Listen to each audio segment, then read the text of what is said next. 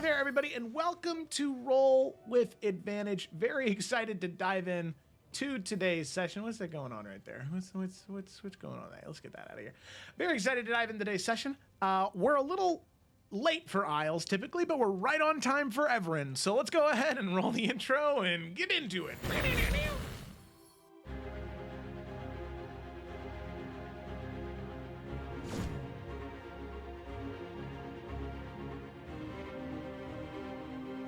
I don't care. If I have to die, I am not spending another second under your control.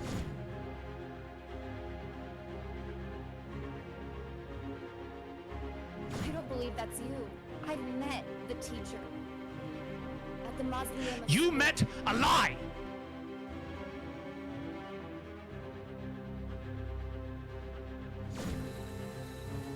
I don't want to watch the people I love die and do nothing.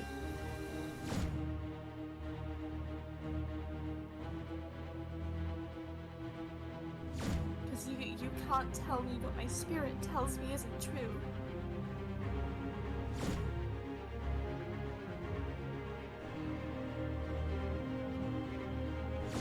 I'm a pretty good judge of character, so, just keep that in mind. I suppose that's right.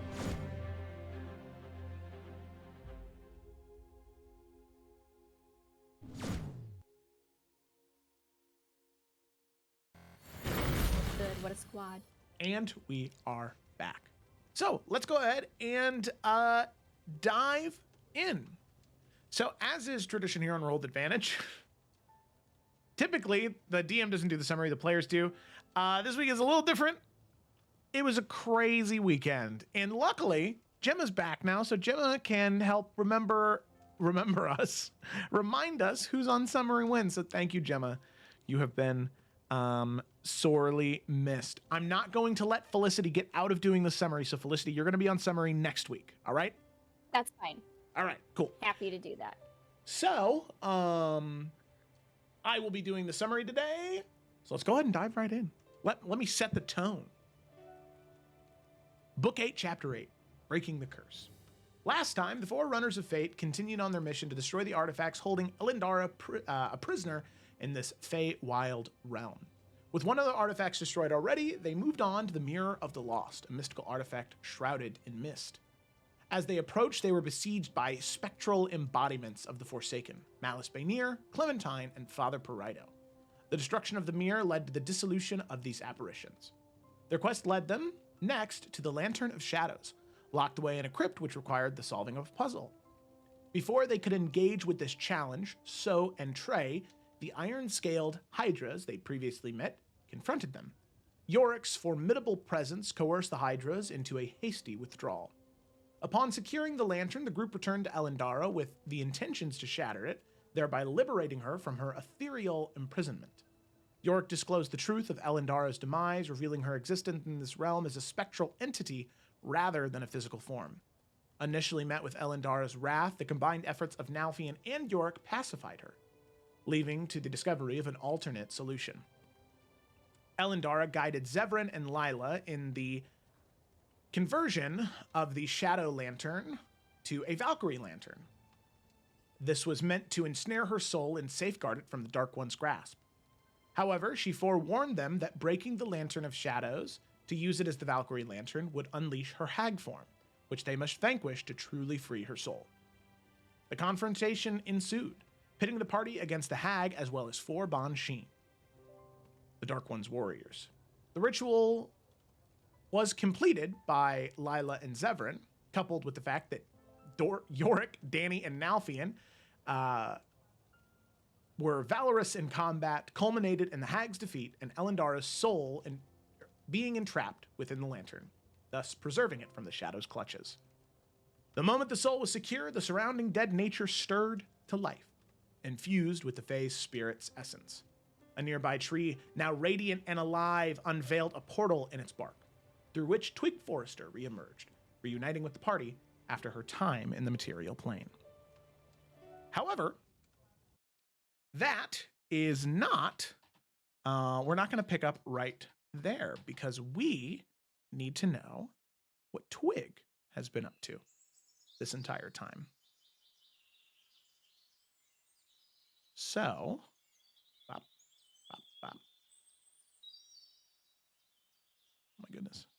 So Twig, after you left the party back in several sessions ago, you were taken by Elwyn as the nature within Hazran's Hollow, within Talamir, as it's now known.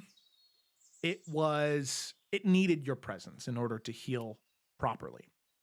So you left. You left your companions to return to your home because your home, frankly, needed you in that moment. So you returned. And you see the nature itself returning. Same as how Nalthian and Lila on that night saw those beautiful constellations. In the nature of House Forrester, you can now see that same area growing. As we go ahead and move back there. Now, Twig, you arrive and you do your due diligence as a leader, communing with the natural spirits that exist here, as well as the political bodies that wish to parley with you. Now, here's the thing. You arrive, one day passes, another day passes, communing with whoever you need to commune with in order to bring back this natural vibrancy to this area. But eventually a week passes. A second week passes, with no word from your companions within the Hells. But you need to be here anyway. This is why you came back. You can tell also that you did need to come back. I mean, the nature responds to you. So, you stay. After about 2.5 weeks, eventually nature, it begins to heal. The corruption of Morcella, finally you can feel it fade in its entirety, and you're ready to return. But as you commune with Elwyn, with whatever realm they're in, wherever they're at, Elwyn tells you there's no way to get to them. Whatever happened, the corruption is too strong around them, but she has no idea where they're at. So you have to wait another day. And another 2 weeks you wait. Separated from the party for almost a month. The last 2 weeks you were there, you were still helping, you were still doing everything you needed to, but you didn't have a purpose here. You didn't have to stay to help heal nature. You were just being a politician. You were being a leader. But eventually, as you wander the forest one evening, you look up and you can see the trees gleaming with light and beauty. And you hear a voice speak to you, saying that Elwyn's voice saying she doesn't know how much time you have, but that she's found the party. And that if you're to return, you must do so now. Now, everybody that you've been working with over the past several weeks, they understand that when the call happened, you would need to return. So, as the bark on this tree begins to crack open, leading to who knows where in the Hells, I'm assuming Twig immediately just begins to move through it, knowing that everything will be okay here. She will, but first, I think, she's going to, I imagine as she's been walking, she's had like the company of like a couple of bunnies that she's really befriended over her time here. Yeah. Because she's never friends with her, you know, she needs new ones. Um, and so she's just gonna lean down to them, and then use Animal Messenger to just get a message back. I imagine to Bella. Yeah. Just, you know, letting her know that she does need to go, just in case there's any worries there. But yeah, then she'll step on through. Okay. Alrighty. So as you step through Twig, in a very similar feeling to when you originally left, there is this strange pressure. You feel yourself flung through hell. But eventually the sounds of nature fade as you return to the 9 hells.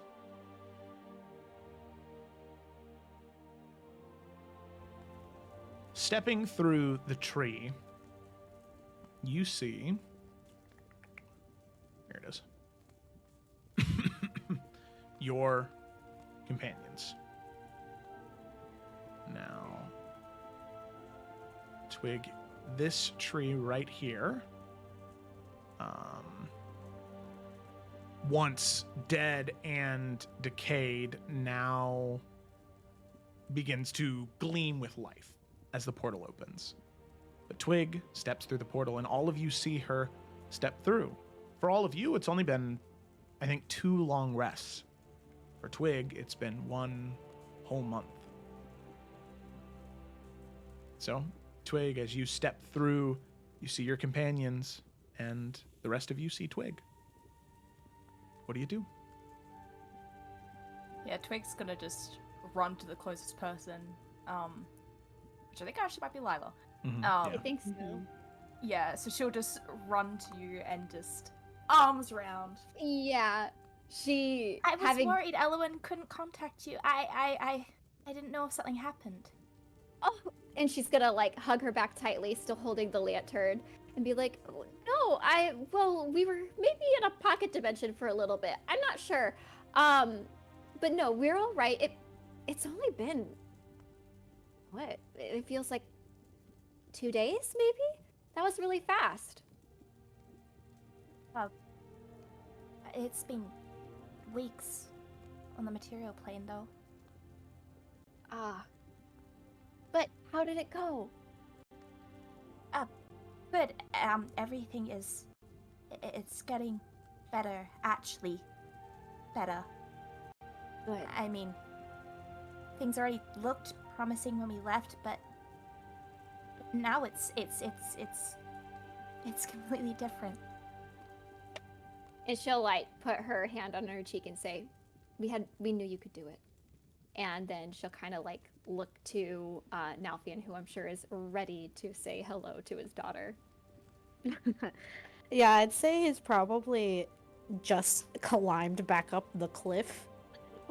And like, I imagine he does kind of like the double take. And then like realizes. And then yeah, he'll immediately cross over and just kind of, he'll do the like sweep pickup hug. Oh. and just squeeze her really tightly. And everyone here's okay? Zebrin and Yorick are like half elf. Not even. Less Not, than. not gonna lie, Twig. If you would have gotten here 5 minutes ago, that would have been real cool. Oh, Yeah, we're making do. As York's just bleeding out. I'll be fine. I've had worse. And all reality, you weren't gone that long at all. Maybe a few days. I was just saying to Lila, but it's been a lot longer on the material plane. Well, in our On our side, you came back as fast as you could, so we really appreciate it. Also, Danny's been holding his own, honestly. You know, I think he's making his way up there. I think you'd be very proud of him. I don't know if it's quite knight status just yet. Well, when did that become your decision to make? I mean, I still have a lot to learn in my journey to higher peaks. See, we've been working on it. Mm-hmm. I mean, he did, you know, with a little bit of help from everyone else, take down a Bansheen. Oh. Twig just kind of look at Daddy like not quite sure. But, well, I was also thinking, I mean, I know that you need to return back to material. And, well, I think it's still important to have a presence, a strong presence of the house there. And so, if you're willing to accept, Danny, I would like to offer you knighthood.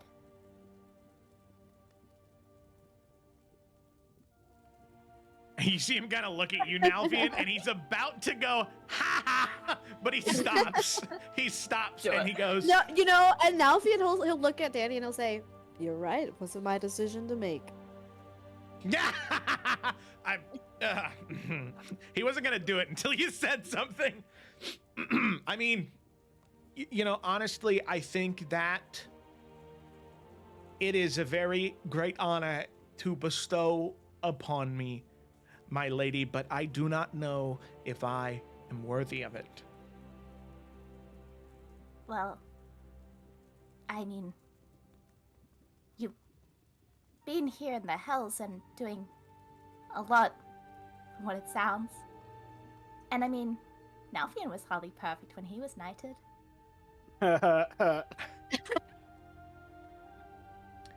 And My lady, I mean, I am but your humble servant.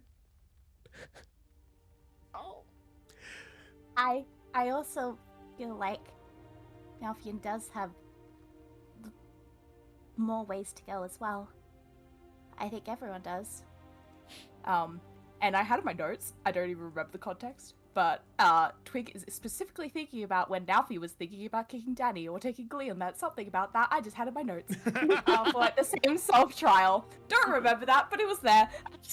And I just need to remind you of it. It's funny. And so, well, if you wouldn't mind if I could have your sword, Danny. Yeah, and he'll kind of like unsheath it and he'll hand it to you. She'll take it and she'll kind of like gesture for him to kneel. Yeah, he will. Do I have ceremony prepared? Hold on. Just for the flavor.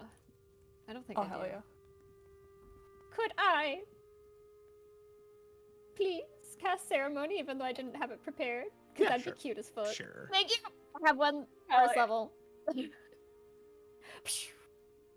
There's more.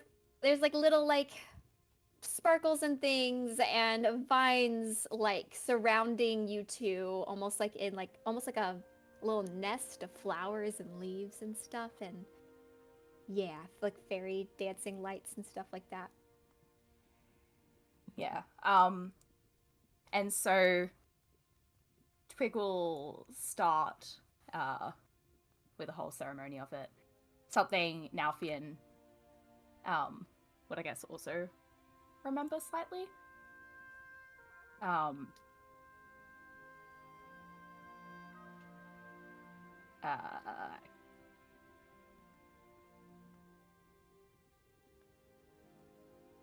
Don't mind me.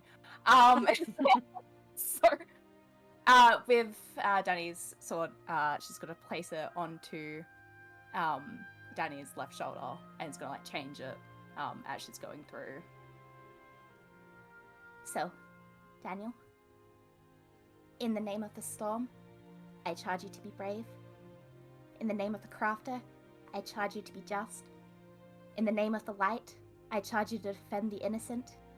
In the name of King Kjaldison IV, under the banner of House Forrester, arise, Sir Daniel. Sir Daniel Forrester. You see, he looks up at you, and he has these huge eyes that are just like Justin beginning, Reed's eyes. beginning. Yeah. To, Oh. Before he speaks, yeah. Nalfian is going to lean down. And he's gonna say, Mhm. "Repeat after me. It is an honor to serve you, my Lady Forrester." And he'll just bend upright. Okay. It is an honor to serve you, my Lady Forrester. And she'll return his sword. And then give it a moment, and they're just gonna hug him. Yeah! Go! And he'll hug back. And he'll say, you know, I think I'm the first raccoon in history to have a last name. And he'll kind of pull back from the hug. I think you're probably a little bit taller than Danny, by maybe hell like yeah. a foot or so. And he'll kind of look up to you and say, and you know, honestly, I don't think there's a better house I could be a part of than House Forrester. So, I mean, even though I convinced you to steal a sandwich for me in the very beginning, I'm glad that you maybe saw something a little more in me. Well, I would also say maybe refrain from taking food from others without permission, explicit permission from now on. Oh no, of course. That part of me in the past, 100%. Insight check. I was about to Make say, an is insight it? Make an insight check. Imagine getting knighted and then immediately lying to the person that knighted you. Damn. A 10? As far as you can tell, he's telling the truth. Okay. Nalfian's mean- going to. Oh, go ahead. Like I said, I mean, the First Alliances still need someone to help protect them, so at least for a little bit, I want to charge you with that. And I'll do it. I will. I promise. I'll be responsible through and through.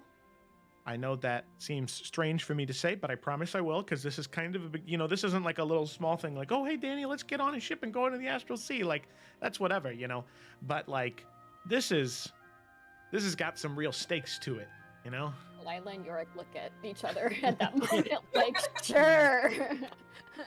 Hmm. Doubt. Imagine if the first adventure you went on was that. He's fairly desensitized to the whole thing now. That's true. He's like, that's whatever, If I saw the end of time and I was in a world that was consumed by the Dark One, and I'm a raccoon and I made it out, I'll keep the Forrester land safe, Twig. My lady. I promise. And also, before you try and lord it over Tiberius, I don't think it's going to be long before he is as well. Hey, listen, all right, as one of your knights, let's just, let's make sure that... Hey, it's not your decision to make, buddy. I also don't want pride to be a consistent problem amongst my knights. No You pride were problems here. Hmm. Again, Lila and Yorick look to each other like, we can really pick her knights It's that just have the pride issue. Let's just let this play out. We shouldn't say anything. I That's why we agree. need Tiberius. He'll bring the average down, Exactly. Okay. So, with that, the portal is still open, as Danny does still need to return to the material plane. Yeah, Nalfian is going to extend his hand to Danny. And he's just going to say, Daniel, very proud of you. Thank you. And he'll reach up, shake it. And, Nalfian, you've been a good teacher. So, thanks for that or whatever. You're welcome. You've been a good student. All right, well, Even if I give you a hard time. don't lie to me. Come on. I wouldn't lie to you. You did your best. He's not allowed to lie. See? You know what? He licks the twig. He was right about that. I did try my best, which I know is shocking, but I always gave it everything I had. You did. Even when I maybe was a little hard on you. And even when everything I had was 0%, it just happens sometimes. Flashback to those 2 push-ups he couldn't do. A couple weeks back. You're gonna do great. I know you will. Shut up. It kind of smacks your hip. Because you can't get your shoulder. You're too tall. Yeah, I know. I'm going to climb up and then do it. Now make it football style, slaps his ass. Damn. Whoa, Danny. Hey, what? Damn, Daniel.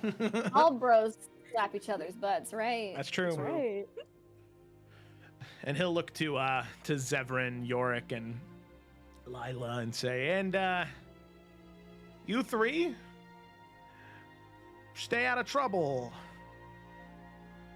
Not a chance. Yeah, that's a good point. I don't know why I said that. I just felt like I had to say something to everybody, so I... Nah, it's cool. I get you. Thanks Alright. for your help, Danny. It made a difference, I promise.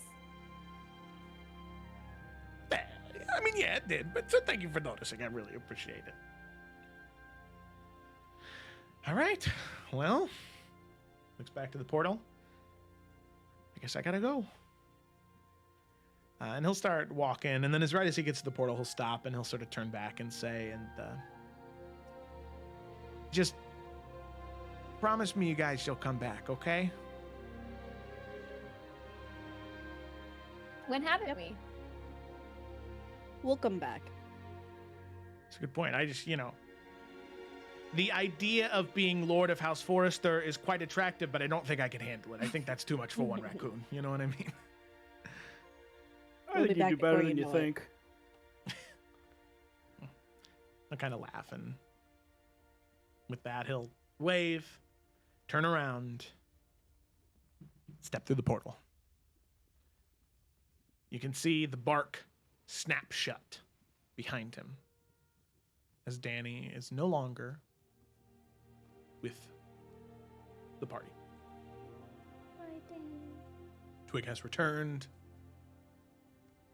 and you can see that after the resurgence of the Fey Spirit's soul, of Elendara's soul, you can see the magic begin to wane. You can see the tufts of grass begin to wilt and die, as well as the moisture that was once in the tree begin to get sucked from it as the leaves slowly begin to whittle and die as well. But all of you are now alone, and you have to figure out how to get out of Malbolgi and head to Maldomani. I'll remember all those words. Before we game plan or move on, Lila will turn to Yorick and hand him the lantern and say, I feel like this will be in much better care with you now. Your order has a much better connection to the person who this lantern belongs to. If you want to hold on to it. I mean, for the record, I know you wouldn't let anything happen to it, but yeah, I'll take it. Yeah, no, I was gonna take care of it if you didn't want it, but No, I'm just saying, I had full faith in you, but yeah, I'll take it, I just don't have any connection to the Raven Queen, so I don't know how much use I would be the one holding it. Sure. Is everything okay? This is strange what you two are doing right now, I think. Is it? This has been our relationship the entire time. Okay. I can hold on to it if either one of you feel strange about it? I'm good. Nah. Nope. Okay. All right. Unless you want to really insist, Zephyrin. Nope. Okay, I see how the cycle started now. All right. No, I'm good. He'll just There take a we step go. back. I knew you'd catch on, bud. All right, well, lovely as this spot has been, I don't know if they know that this dropped. So I don't know if we want to move or if we just want to rest here. Where exactly is here? So we're on the level of Malbogi, which is the prison level, Glacia's domain. Yep. We're just However, trying to get through. we were just in some sort of weird illusion pocket dimension version of the Feywild that has just now dropped. And so now we're seeing the real version of this now. Yeah, and we met and saved Eventahala's sister. That's a pretty big detail. That is. She has a sister. Apparently. We all found out today. Yeah. Yeah, I mean, they could just catch Twig. I've seen the thing. I know what Yeah. happens, but yeah. But also speaking in meta, do we want to just pop Zevran's spell here, or are we? Mansion. Do we have like a ETA of how long it would take to get out of here? Will we I don't know if just? it's a good idea to be sleeping around where Glacier is, especially with Well, music. we I don't would like music. be. I feel like we don't have an idea because, like, the way the world kind of. We were in this little bubble, and now I think we have a better understanding of exactly where we're at. Right, now? okay. You'll have No to way we just got find. here. Yeah, you'll have to find the river Styx. That's how you know. Once you find the river Gotcha. Styx, you can find the ferryman, and he can take you to the next layer.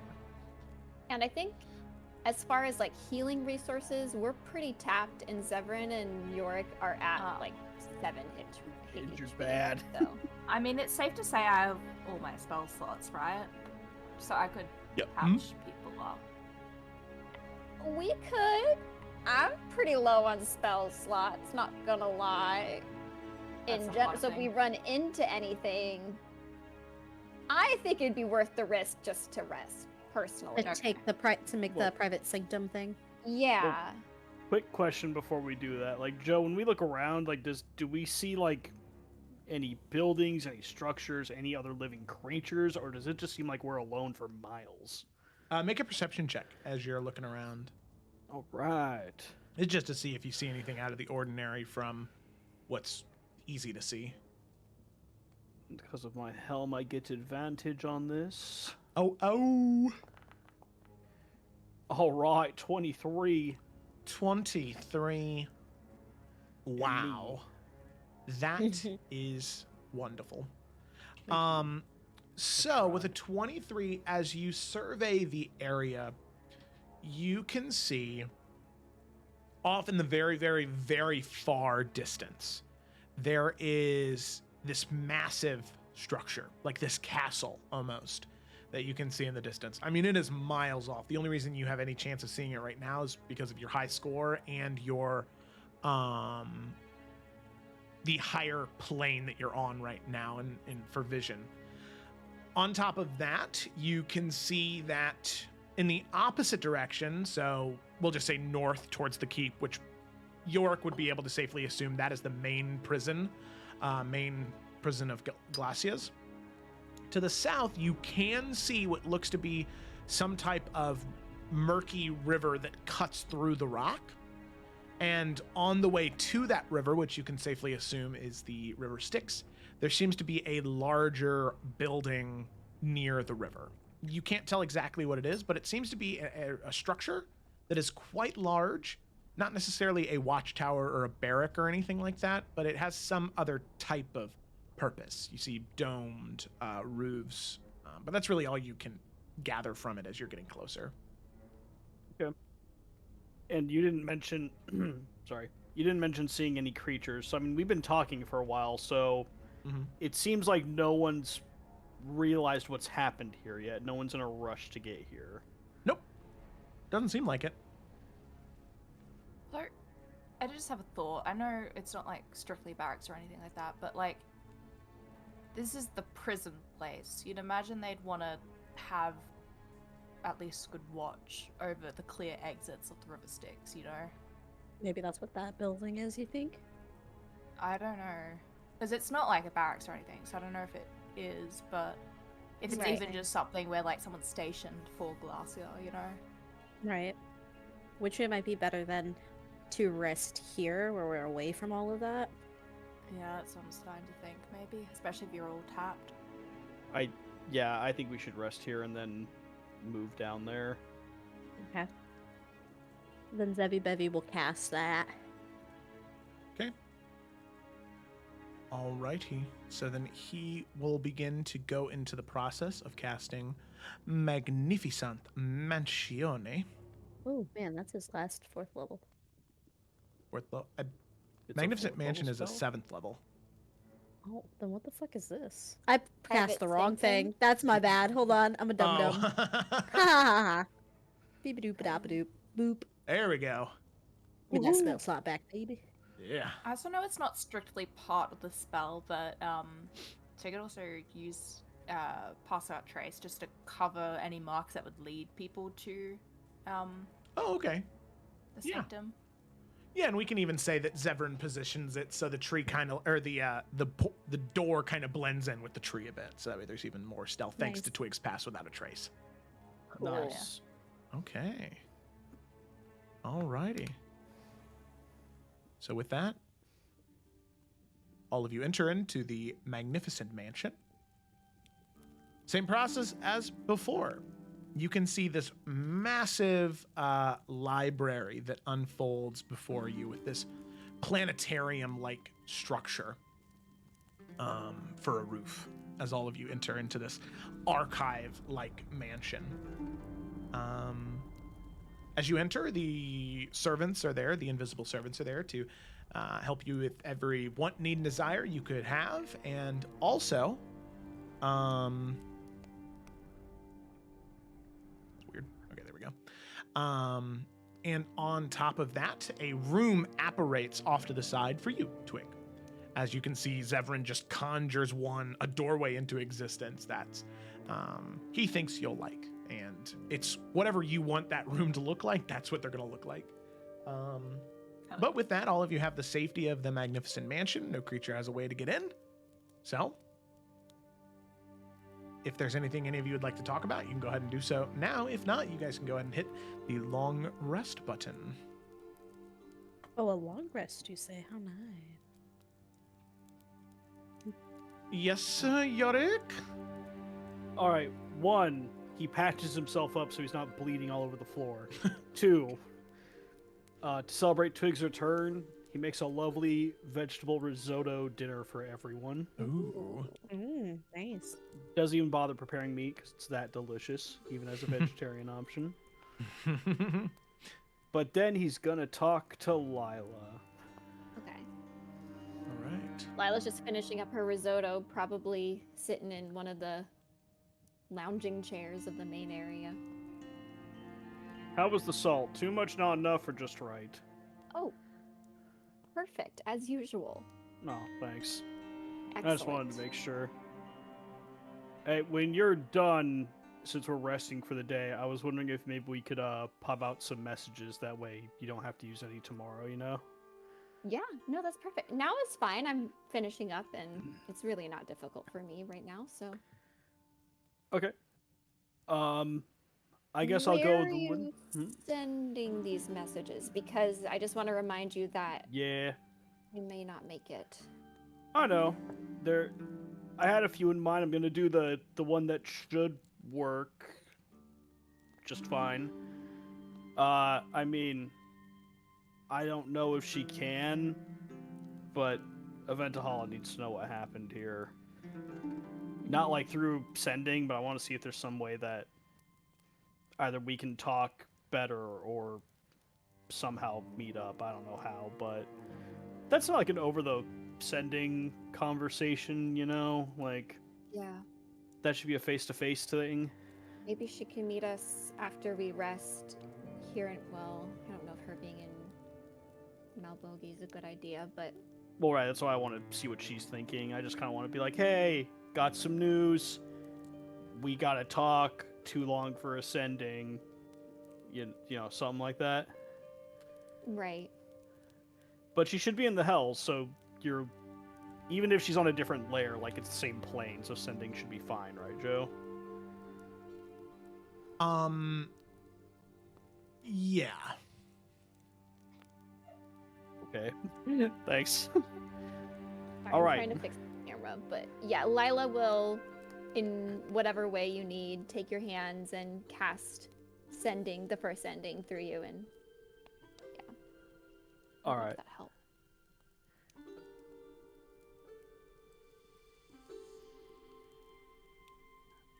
I'm just gonna go if you're good with that. Yeah, no, do Okay, what you sorry. need. He is doing what you need to do. I'm doing me. Alright. Okay. Hey. We're in Malbogi right now. Have some info need to tell you. Anyway, we can meet up or talk. It's really, really important. That's it.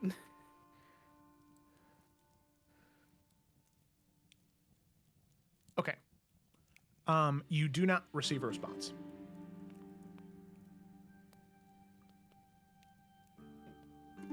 Do I Go quick. feel like it made it to her? You do not know. There's no way of knowing that when you cast the spell. You just send the letter. Joe, quick random question. Why do you hate me so much? What do you mean? I feel like anytime I want to do a sending to someone, there's always like bad shit that happens because I'm doing sending to someone. What do you mean? Remember Logan? Name 10 other times. I remember. Yeah, Kayla remembers. Okay, So 2 times? Listen, anytime Carasilla goes to dream, some bad shit happens, all right? I was gonna say, anytime I message someone, it's never well. It's not you, Ryan. Anytime anybody does anything in my game, something bad happens. That's the point. This is true. How many times has Lila taken psychic damage from using her items that she has?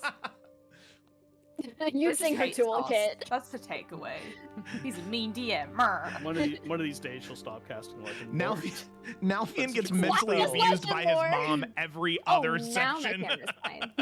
It's likely, dog. You know what I'm saying. You gotta do what you gotta Maybe do. I sit hate all too of my far back. players I need to, equally, like, Ryan. Sit up It's here okay. on my camera. All right. Well, yours Well, is kind Lila of there. will raise her eyebrows and be like, "Do you want to try again? I only have 3 spell slots left." I mean, And that's total, everybody.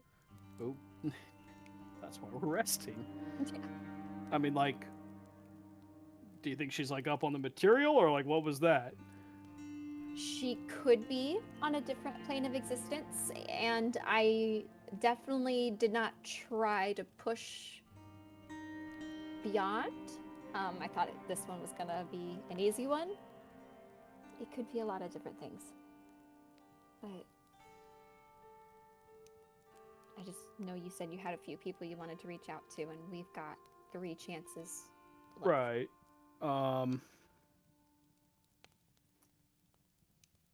We're gonna come back to this one in a second. I think we should try Sultana one more time. Because that was fairly important. Right, yeah, so Lila will cast that through Yorick. You have to And make that a roll one on we that need one to again. roll. Do I roll? Or did you roll? I didn't have you guys roll on the first one specifically. For Oh, this okay. one, Would so- I Tana, know it's a great. because you failed the first time, right? Yeah. Okay, then yeah, I will have you. I couldn't remember if you failed or succeeded the first time. We So I will have you failed. roll again. D100. I feel like that's not good. Nope, the message would be sent successfully Okay. with whatever it is. Okay. And then, team question. Any specific way we want to phrase this? Because we got like 25 words. I can pitch something, but We wanted to ask the entrance to his sanctum specifically, right? Was that really the information we needed from her? I don't think we wanted how to get in. I think we kind of wanted her to check on Emerald for us because we're going to be down here for like a long time. Okay. And the Emerald's casting the spell, or at least the Emerald Prime, is going to happen while we're down here. At least we suspect that. We don't know for certain because the timelines might be different. But yeah, we kind of wanted her to peek at what our Emerald is doing and kind of have her vibe check, for lack of a better word, was what I remember we wanted to do. Yeah.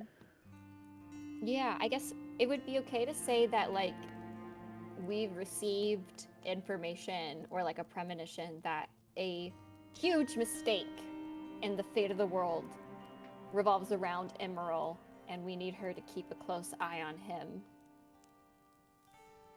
Wasn't there also talk about maybe having Cyrus take that up as well? Because obviously, like, I think sense of, like, Sultana can be there, but I'm sure she has other things that she's going to be doing, and also she's not arcane inclined. So could just ask Cyrus to keep a little tab on him.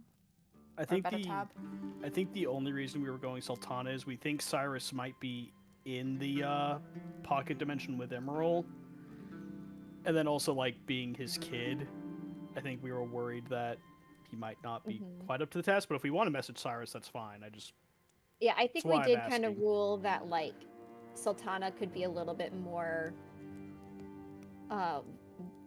what is that, discerning impartial about it, while while, like, Cyrus might be a little too emotional about it. I mean, even just to let him know, maybe, at least. Like, she still goes, but, you know. I don't know. I mean, we could do that. I only have 2 spell slots left after this, though. No, like, in the message, like, to Sultana. Oh, you know, so she's not thinking that it has to be all secretive. That's what I also mean. Oh, you know? I'm sorry. I misunderstood. No, you're good. Just as a way to, just getting eyes on him, I think, is, like, the biggest key, right? Whether it's her or Cyrus, whoever can just check in and be like, hey, learning these new spells lately, you know, like, making sure he's not, you know, did anything Arcane crazy. Revelations. You know, yeah, so. On a scale of 1 to 10, would you want to bring the dead Forsaken back, or no? A 1, that's good. On a scale of 1 to 13, how likely are you to... Yeah, so, that like, was I a mean, better joke. however you guys phrase it, I believe in y'all. I just, like, I'm not there. I don't think there's a bad way to phrase it. Just basically be like, we need to keep an eye on that bitch. You can tell Cyrus. I know, it's just a lot to communicate in such I little know. words, so I'm just gonna wing it. All right.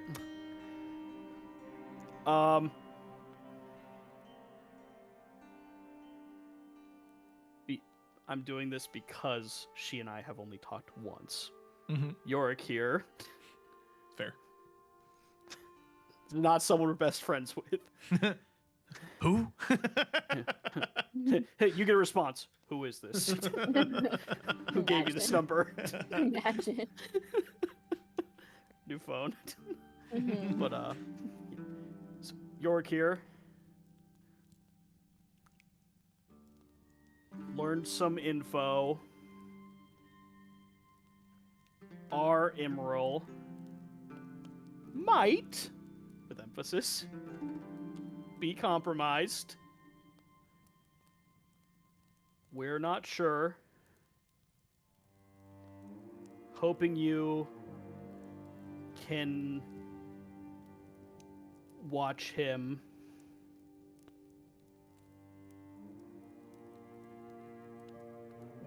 Perhaps get Cyrus and Sigurn's thoughts. Please. Okay. All right. So you do receive a response. Sultana will say in return, Interesting. I will try my best, but I can't find / am seemingly not allowed within the sanctum. I don't know who to talk to.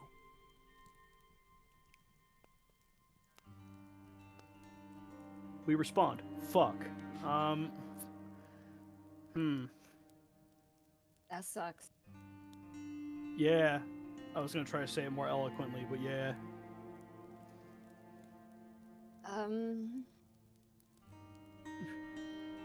I don't even know where to redirect her to, or who. I think we're just gonna have to leave her with that information and trust that if she comes across anything that can help her situation, she'll handle it. You said she's really capable. I've never met her, but I'm sure she has connections. But we can also redirect and maybe, I don't know, Sigrun and Cyrus, I feel like, just won't be as objective. And I'm trying to think of anyone else who can get close to him to keep an eye on him. That I don't know. I mean, you guys know Solvis better than I do. Not as well as It's... you think, at least for me. I think you're right. Sultana, in the little time that I met her, I don't know, she's capable. She's not gonna just, get stuck on a corner and not move. She's gonna figure something out. Finding and talking to Emerald was really important to her, so even if we didn't message her, I think she was gonna do it. This just gives her more motivation, Mm-hmm. And it's not like we can leave anyway. As far as like sending someone to help her, I don't believe any wizard, however powerful, can get into a sanctum without permission. I know I I'm not guess- here, but just meta jumping in. What about that one student that I can't remember her name, but it was in the same place where Oh. Nalfian like accidentally unraveled Mhm. himself for a second? Was it? I want I to call her re- Petra, but I feel like that's not her name. I don't I even think know it where started she is. with a P, but I know who you're talking about. I can't think of her name. I don't know if that's like way too of a long shot / She- disconnect.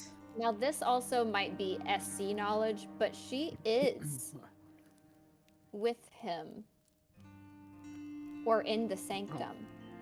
We were not close, gang. What was her name? Talitha.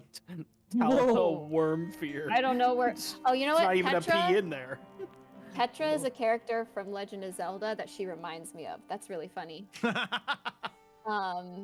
They're cool. very similar vibes. I love Petra. Yeah. All right. Well, is that SC knowledge, Joe, about her being with? Because she was in the sanctum, hanging out to help him with something. But I don't remember why I know that. Joe doesn't remember. In Emerald's sanctum? Yeah, I'm pretty positive. She was summoned to help him with something. Oh, Oh, that's wait, right. no, she was They summoned were, for tracking down the other people, right? yeah, for tracking down the other students. Yeah. She was in 'Cause there when that you was guys were in SC. there. Knowledge. No, That's that was Isles Isles. knowledge. That When was we Yeah. came yeah, back. because we were there, yeah. When you Well, came I back. mean- Yeah. Even if she's not there, she also has she has magic, right? She has that arcane power to maybe get to him in an easier way. I don't know. I was just throwing that name out there as another possible connection. We don't have to contact her. I mean, no, she might actually have like automatic permission to always enter there too, and maybe she can even bring, if she knows Sultana, maybe she can bring her. I don't know what other sendings you had, Yorick, but we can either do that one tonight or the next time we rest. How many spell slots do you have left? I have 2 4th level and 1 7th level. I mean, I suppose it doesn't hurt to do the sending to her unless we just think she's gonna rat on us to Emerald and that's gonna screw things up, but I don't see why she would. I feel like she'd be pretty objective because she knows what his other students were like. Like, she has a pretty thorough understanding of the history of him, you know? yeah, she doesn't seem like a snitch. All right, well, if you want, I'll cast that through you. Or do you even know Talfa? I think Lila has to be the one. Well, we were all there. Okay, yeah, I'm sorry. I'm still thinking you can say But it. I've been talking a lot. If you want to do this one, I won't be upset. No. Okay. All right, I'll try it. Let me roll. 100. Oh yeah, she's not in the hells. Okay. I feel like that might not do it. Nope, you're There's good. only like a 5% chance Oh. it doesn't work, so. Oh, that's pretty good then. Here you go. Alright. I repeat the exact same message from Sultana, because it has all the exact same info. I'm not going to do that again. Okay. Okay. Yeah, so Talitha will respond and say, I was actually just about to head back to the sanctum to report.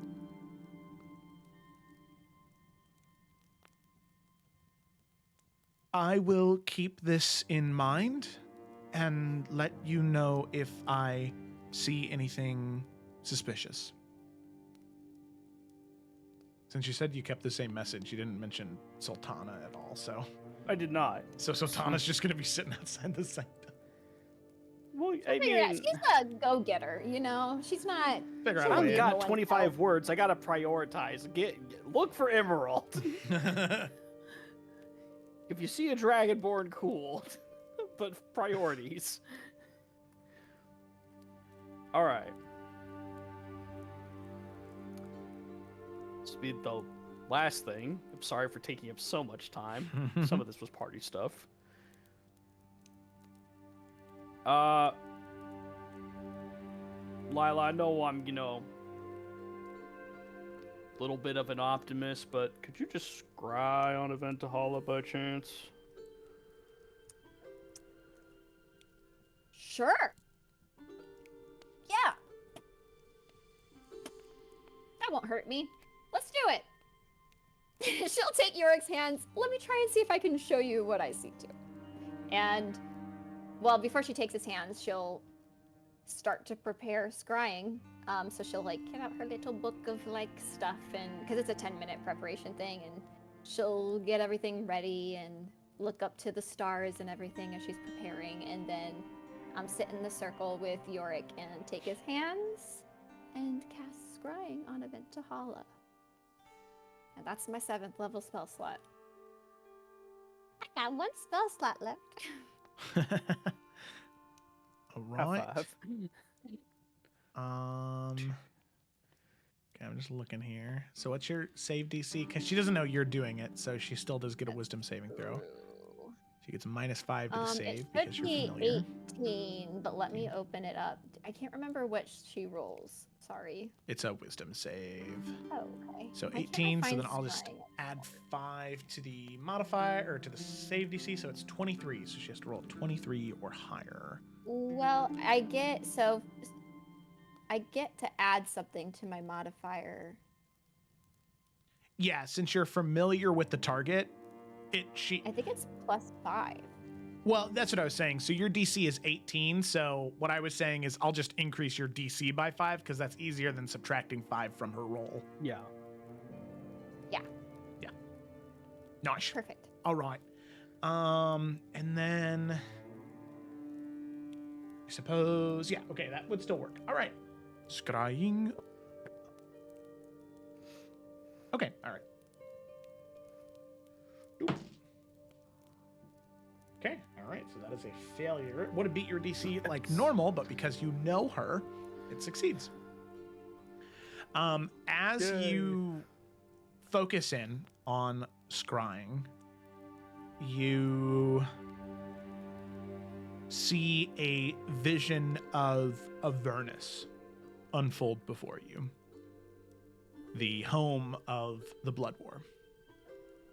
The scrying eye zooms in on Aventahala. You can see right now she's in the middle of a fight. Anger and pain racking her face. Just cutting down demon after demon that comes in her way. You see eventually the fighting ends. And the devils are victorious. Ventahala stands there. The other devils near her, lesser than her, celebrate. She does not. She leaves the battlefield, dragging her sword behind her. As she begins to move away from the battlefield, there is a voice that calls out to her from above.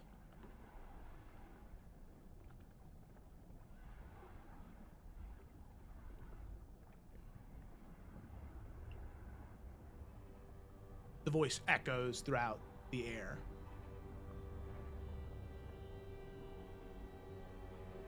Aventahala, my most loyal servant. You leave the battlefield so soon. Do you not wish to celebrate your great victory, adding another one to your already impressive history? As you see Aventahala turn around, she looks up to the winged creature that descends down upon her. As Lila, Yorick, you would recognize this entity from readings you had done as Zariel, the archdevil of the Nine Hells, and as all of you know, a loyalist of Galacia.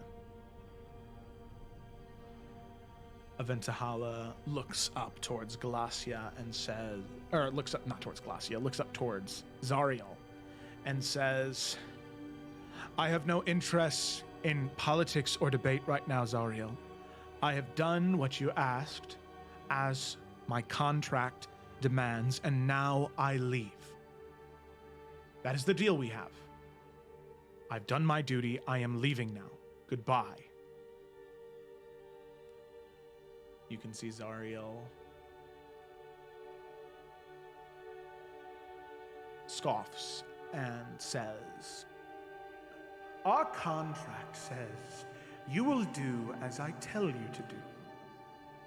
Aventahala, stop, halt, grovel.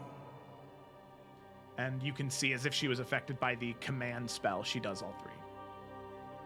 Stops moving, she halts in place, and then she drops down to the ground. Much better. So, you have been up to quite a lot, I hear. Back and forth the material plane quite frequently. Tell me, what do you do in the material plane so frequently, Aventahala? What do you do that you decide it's not important enough to tell me? I have told you once, and I will tell you again. I go to the material plane to forge contracts, to gain souls for your army. That is what I have done every time I've gone. Nothing more, nothing less. Zariel now lands in front of her, wings sort of clinging up into her back. That is it? Because, strangely enough, a group of adventurers have made their way deep into the Hells. Last seen aiding Levistus, causing his multi-millennia imprisonment to end. Levistus now walks free. The Rakshasas no longer serve my master. You wouldn't happen to know anything about them, would you? I know you frequent the material plane often, more than any of my other devils. So tell me, Aventahala. You can see Zariel kneel and sort of grip Aventahala's face and point it up towards her. Do you deceive me? Do you betray me? Or if you do, I will spare you nothing. Every joy you think you've learned in this new life, I will take it from you. And I won't be alone in doing this. In fact, as I understand it, you have quite the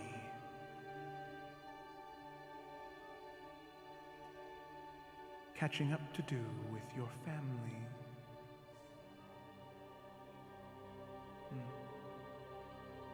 So tell me truthfully, Aventahala,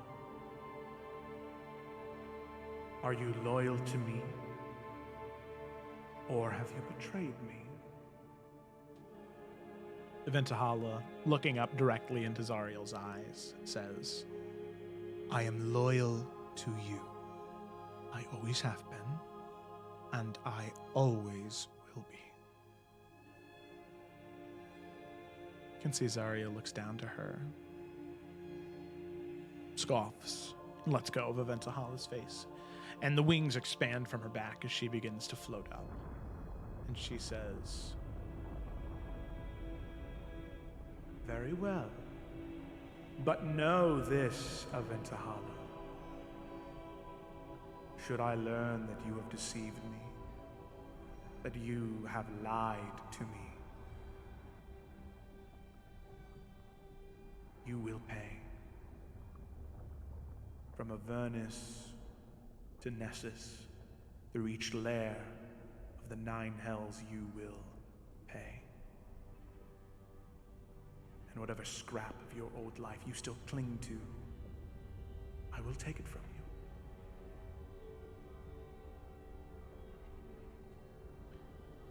Aventahala stands now and doesn't respond and walks away. About that point, that's when the scrying concludes. Just so I know for what Lila will say next, this is new knowledge that she's in a contract with Zariel, right? Correct. Okay. So yeah, as the scrying stops, Lila will just kind of look to Yorick, still holding his hands, and say, shit. Did you know that? No. I know she spent a ton of time in Avernus, but many devils do, from what I hear, considering how important it is for the Blood War and such.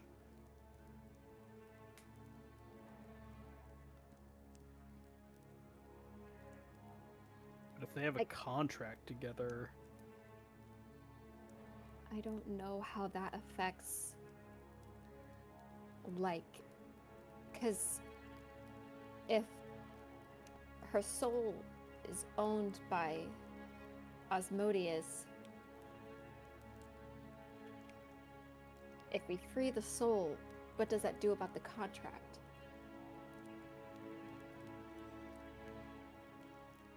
Is she still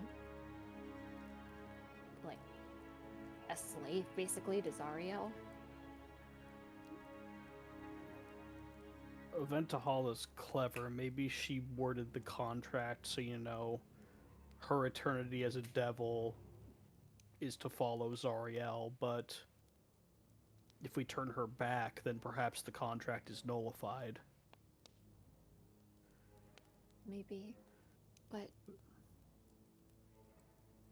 why did she do that in the first place?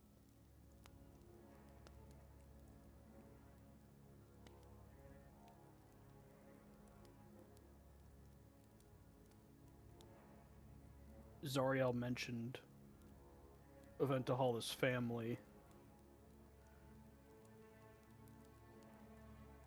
As far as I know, she didn't know about her sister. The only one she did know about was Glossia. And even that was on the recent side of things. I don't know, something's not adding up. Mm-mm. Unless Zariel considers you under the umbrella of family. I don't know what Zariel knows about any thralls of Aventahala, but that wording also confused me.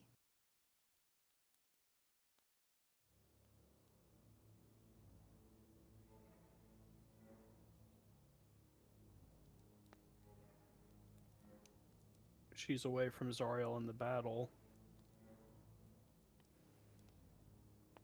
We could ask.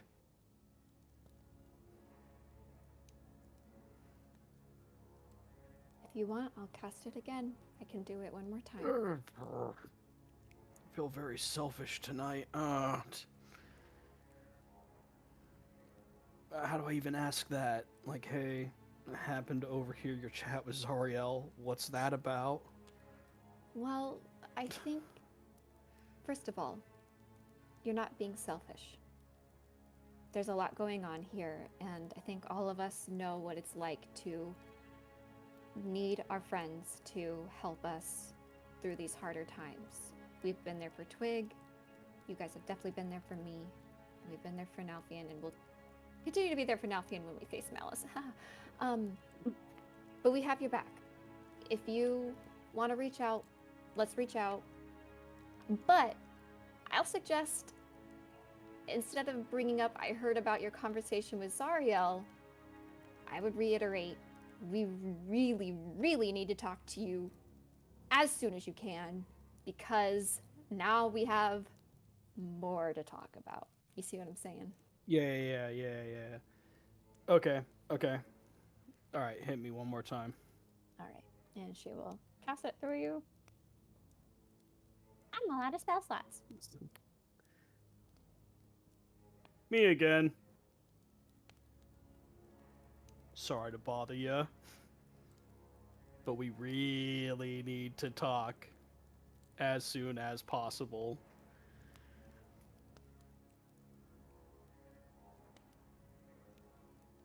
Things have changed drastically.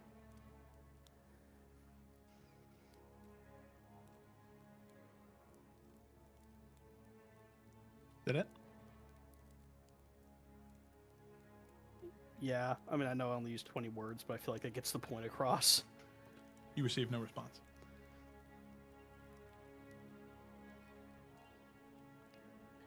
Lila, you get the idea that now that it's the second time you've cast it, it seems as though something is prohibiting communication within. Just because you message people outside of the Nine Hells in close proximity to this, it seems like this is something specifically with Aventahala. Mm-hmm. You don't know if she's just not responding, but it seems as though whatever it is, it's specifically Aventahala. It seems as though within the Nine Hells, the deeper you go, perhaps there is some degree of either interference or some type of infernal law that is preventing these messages from being delivered. Okay. Lila will kind of phrase that to Yorick and say, I wonder if it's not just the fact that things were deeper, but this is Glacia's domain, and the further down we get is to Osmodius. Maybe this is really out there, but I wonder if maybe this contract she has with Zariel was to protect her from Osmodius. I don't know. But it's very weird that she specifically is who we're having the most trouble reaching.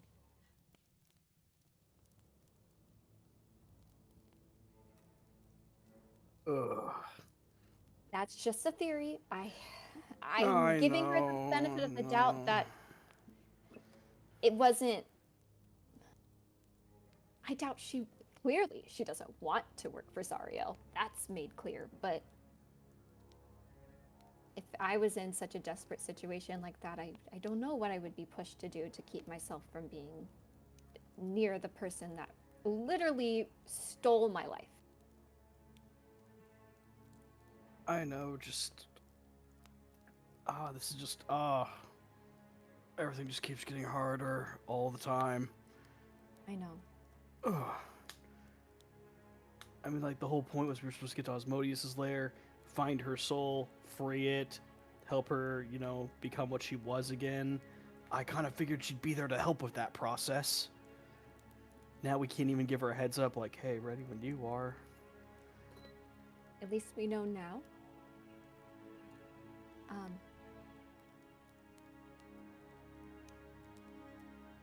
Maybe it's a better idea if we just handle this for her. From everything we've seen together, she's hurt beyond comprehension. A part of me would feel bad if she had to face Osmodius again. Anyway. And to even face her own daughter.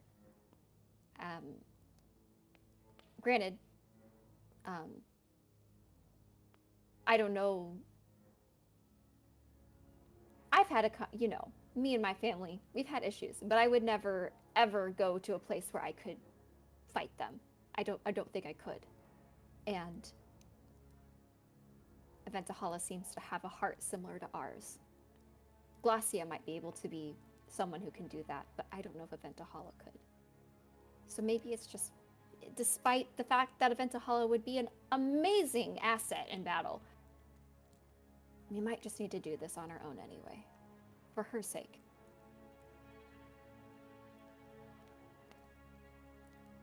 Maybe.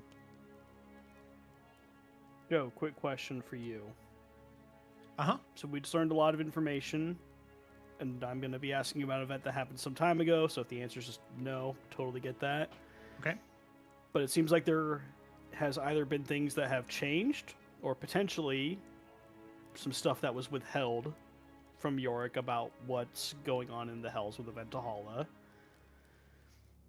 And, you know, when he brought up the whole plan of, like, hey, let's try and do this, let's try and save your soul, she kind of agreed to it fairly quickly.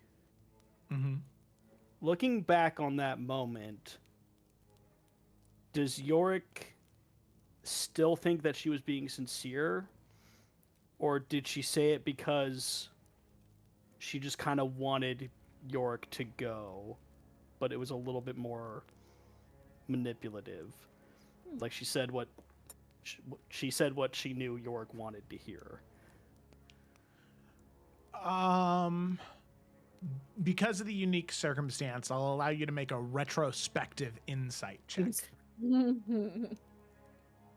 Thanks, homie. Sometimes that happens in reality, in like real life, you know, where you're like, you get more information and you're like, wait a How did I second. not see it? The puzzle's coming together. Okay, 17. 17? as far as you can remember from that moment,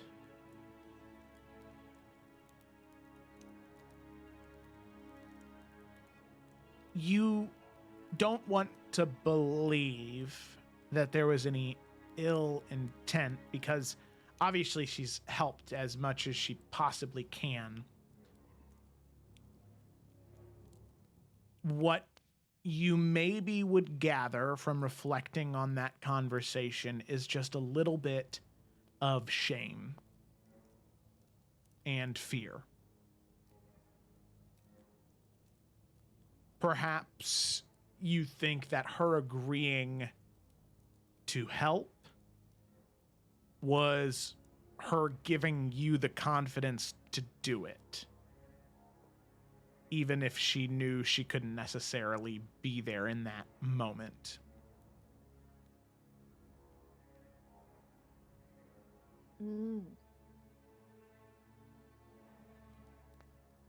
Fair enough.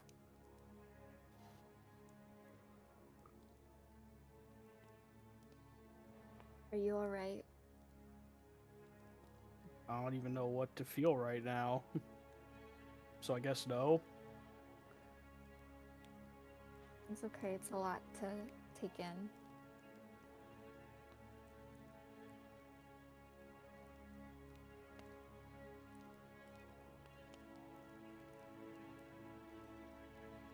I don't see why she'd do this. But she doesn't do anything for dumb reasons or out of impulse. It's how she survived this long. There's something here, I just can't see what it is.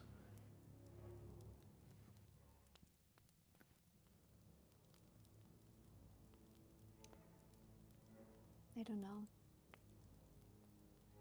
But I'm sure the deeper we dig into this, the more we'll discover. I just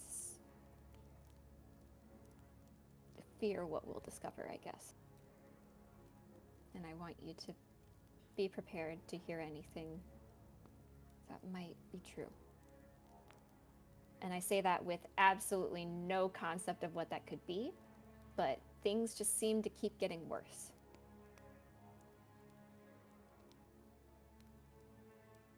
Yeah.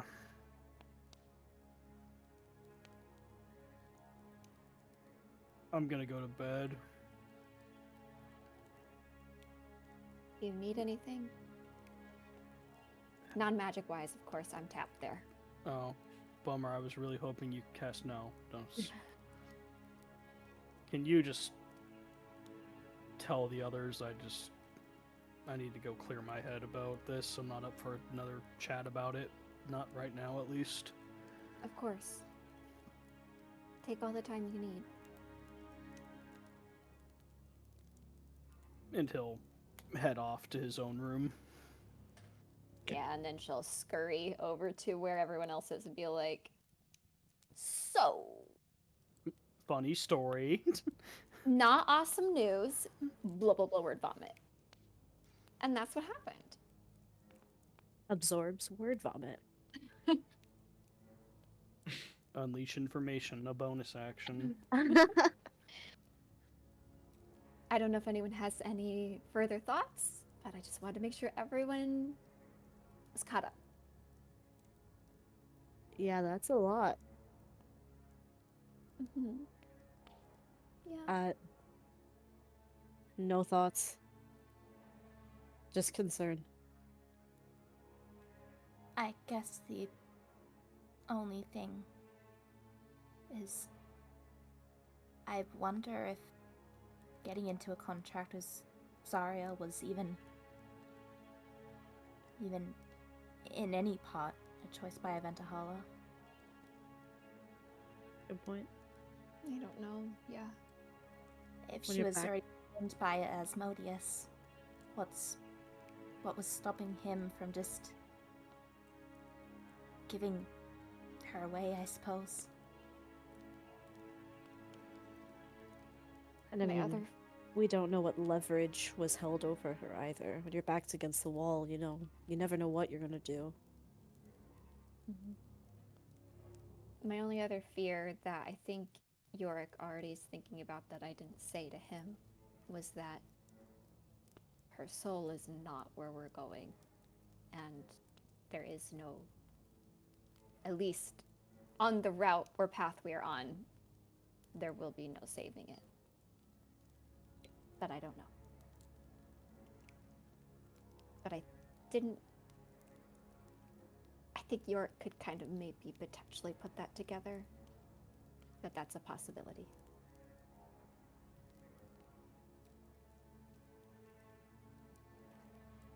This might be just a little bit more of a meta question, so I'm just gonna ask it as such. But like, Mhm. are all infernal contracts, are they like physical? Could we like theoretically find her contract? Yes, you could. Yeah. So there are Infernal file cabinets?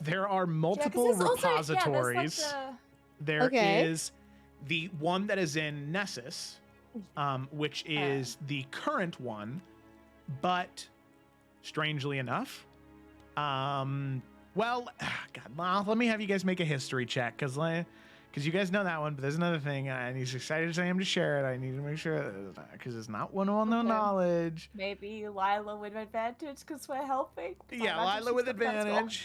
You can make. Oh. Lila. It ain't coming from Nalfia, Okay. that's for sure. So 16. Goddamn 16. girl. Okay.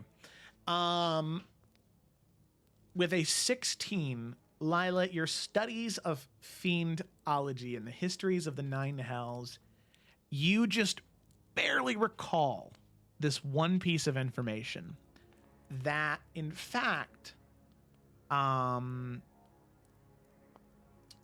let me see here. Maladomeni used to be the center of all infernal contracts that happened. But due to the sloth, due to the laziness of Balzibul, the plane fell to ruin. I mean, it is now a labyrinth of ruined cities and structures. However, some of those infernal contractors, some of those infernal contracts still exist within the repositories of Maladomini if they are old contracts, like old, multi-millennial old contracts. They stay there. So perhaps within the great ruined city of Malagard, which is where Balzibul resides, you may be able to find information on the contract there. If it's Well, we old do enough. have to go there anyway, right? To get him to sign our contract. Correct, yeah. So, yeah, Lila will information vomit that one. But does it work the same? Let's say we got our hands on it. Could we theoretically, and that's to even say it's a piece of parchment. It could be made of, I don't know, flesh of some kind, and we just rip it. Does that count? I I think was from more some- so thinking to understand what exactly the contract is. Oh, we we don't weren't know. going to just rip it. All right. I don't know And- if that's a good idea. Well, I think that would so Joe, I'm gonna speak like I have like you told me this, but like pretty sure that's either A, gonna be super legal and we'll get all the authorities against us, or B, it's super magical and we can't just rip it. Like it's one of the two where it's like it can't be destroyed. Right. A little bit of column A, a little bit of column B. All right, she'll say a little bit of column A, Yeah. a little bit of column B, and then be like, bad idea, but Twig, you're onto something. It could also mean that we find a way to void the contract as well, though. Like a if loophole. That's possible. Yeah. It would at least give the answer of whether freeing her from Asmodeus would also free her from Zariel. And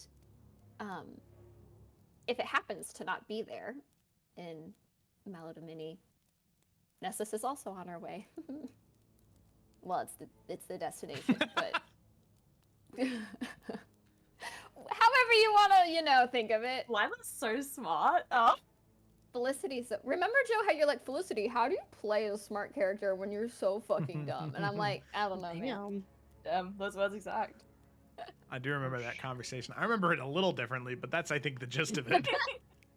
So I remember it, filed away. Oh, verbatim.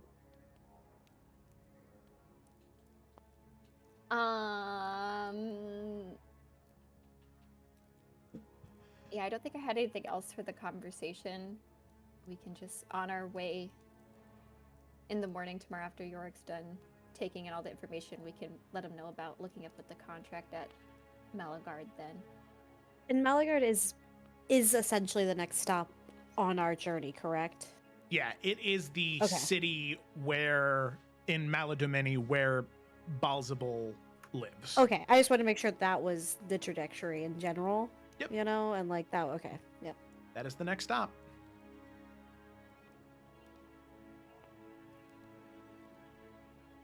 Okay. Righty. So, with the party up to date, time passes. All of you get ready for bed. However, Nalfian, there was something you wanted to do, correct? Oh yeah, it doesn't have to be very long. After everyone just kind of like we share our plan and what we're gonna say with York in the morning, he would just go. I guess everyone has their own rooms here into Twig's room. And he would just say, if you have a moment before you go to bed, I just wanted to check in and see how it went. Everything at home. I think when you say home especially, you'll see like this just smile come on her face. Because it is home. Just me as a player, I was like, oh. But yeah. Of course I have a moment.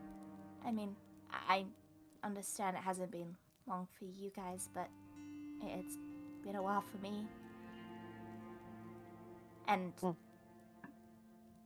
well, there was some trouble, at least trying to find you, which I don't know if it's just because of the pocket dimension you're in. Right. But either way, I was a little worried. Yeah, we were. It was a surprise. We weren't expecting it. We sort of. Well, not even sort of. Quite literally fell into it. But I didn't realize the time was passing so differently. A month is a lot longer than a few days. And. But everything's okay, and the corruption's gone. Well, obviously, to be fully healed would take time, but it's going to happen at least. I don't think there's any uncertainty about that anymore. Good. And I can't wait for all of you to see what it looks like now. I'm excited. You should be very proud of yourself, Twig. I'm very proud of you. It'll be nice to go, especially after this. He like gestures somewhere where there's a lot of sunshine and a lot of fresh air. I also wanted to say, I know I give him a hard time, but it was obviously the right call with Danny. He did a great job. It was a short time he was here, but I think what you do best, out of the many things you do well, you know, one of the best things that you do, Twig, is you have the best judge of character. And I think you are going to have a great set of knights that will follow you. And he can be annoying and loud and obnoxious, but so am I. And you saw something in me, and I just think that you did good with him. And, well, at least it means you're not the only knight anymore. If he outranks me, though, we might have to have a conversation. And he kind of smiles after he says that. Well, I guess some deliberation will need to be taken place Uh, there the- to w- see who the most suitable candidate would be. We'll talk. We'll cross that bridge when we, Listen, Sir Doofencockle has to be Knight Commander for a reason. And he, smiles and he wraps an arm around her. It may have only been a few days, but it was too long. And I'm happy that you're back. Same in a weird way. It's good to be back with you all, just not here. I guess. Yeah. But... Well, I will let you go to sleep, and in the morning I'm gonna fix your hair. And then he gets up. Is it bad? No. Just... And he's gonna, take a couple of loose strands and tuck it behind her ear. You know what? We'll work on it in the morning. I'll just give her a little wink. It's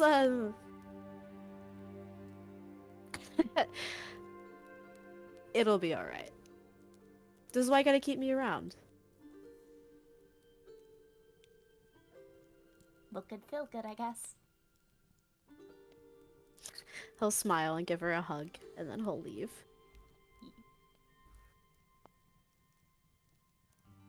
All right. So Yeah, with 'cause you that, gotta look good in the hells, of course, That's top priority right now. Hell yeah. This party has to be the hottest thing in the house, you know? Alrighty. So with that, the all of you head to rest for the night. You find peace.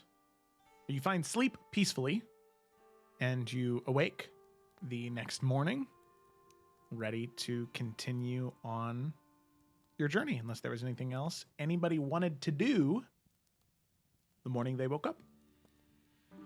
I don't think I had anything in particular. I think maybe Lila would check in on Yorick. Not like a sit down and chat, but just kind of like a, hey, good morning. How you doing? I'm alright. You?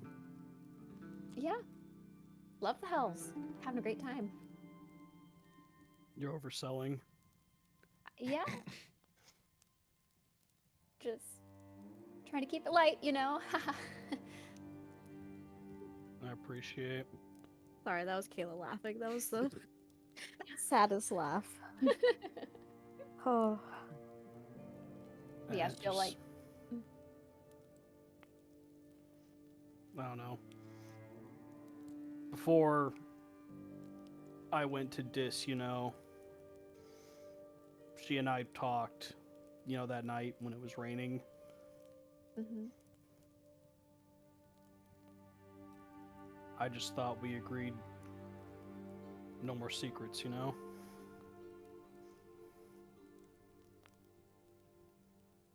Sometimes,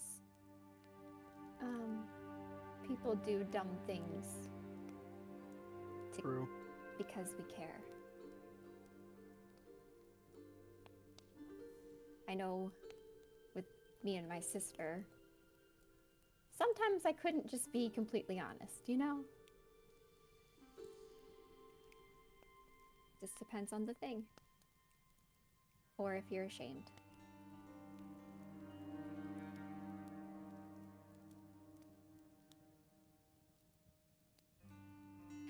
But I made you some coffee. I did not know the fancy way with that press thing. So it was like through this little steeper. I hope that's okay. Well, that's the best way to have it.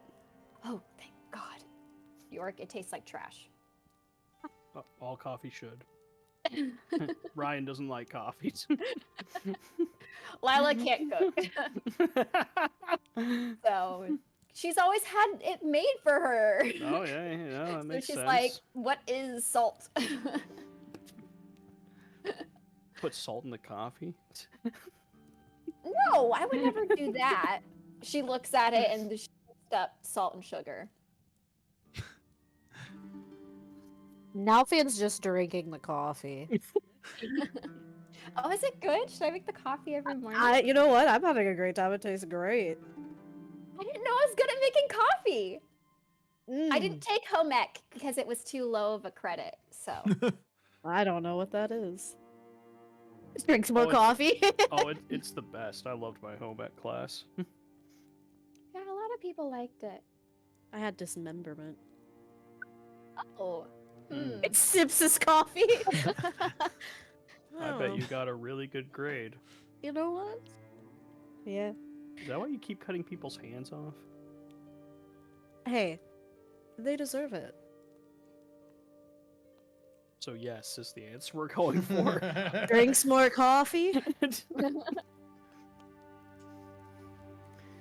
We should get moving. Yeah. I don't know what we're going to, I guess none of us know what we're going to see out there, so better now than never. Well, luckily we have our stealth expert here to help us get through whatever's ahead. That's right. Wherever Doesn't she help if is. we're already found. There she is. Well, hopefully when we walk outside, there's not people there waiting for us. If there is, I will take care of it. Okay. But we should go. Alrighty. So with that, all of you step out of Zevran's magnificent mansion. At the end of the 8 hours, back out into the fiery landscape of Mabolgi. As you do, let me check one thing here real quick. Several of you do catch something. And let me check your passive perceptions here. So, Twig, Lila, and Yorick. So just not Nalfian and Zevran. Yeah, I like that sometimes, you know. The three of you, as you exit and you begin to survey the area once more, you see something very strange. And the building that Yorick had pointed out earlier, not a barrack, not a watchtower, some strange building, domed roofs. You see what looks to be an individual sitting on top of one of the domes. You can see they wear these very elegant robes of a deep crimson, white, and gold. You can see two large curled horns coming around the side of their head. But their facial features and the way they move is what is strange to you. You anticipated more human face shape and structure, but you see something more primate, I suppose. A larger mouth and nose that kind of blend together, large eyes that have this like deep red glow to them, and white hair coming from the cheeks, chin, eyebrows, and extending back to the forehead and covering the entire back of the head. As you see this primate devil humanoid hybrid sort of sitting on top of the building, and you see the deep fiery red eyes look off to where all of you are. You see it scratch its chin, and it begins to descend down from one of the domes and lands on the ground and heads into the building. It clearly saw us, correct? Mm-hmm. I love that. Nothing kind of Stealth didn't work out at all. looks at like Lila and he says, "Any idea of what that was?" Joe, any idea what that was? No history check necessary. You have no clue. I assume Yorick does not either. No history check necessary. You have no clue. Cool. I've never seen a creature like that. But they sure saw us. I Yep. think we should go quickly then. Mm-hmm. Yep. Good idea. 20 gold says it's not friendly. I'll take that. Max shouldn't be betting. We'll not take that. Let's go. you Move. Got him. The only thing I did want to ask, I don't know if it's gonna even be relevant, but the building, does Lila recognize? Because you said it's a dome. So for Felicity, she's thinking like dome for a church, dome for astrology stuff, like dome, like whatever dome structure is. Does it ring a bell to Lila for anything? So we kind of maybe have an idea of what to expect. Like, is this like a chapel to somebody that we're about to approach?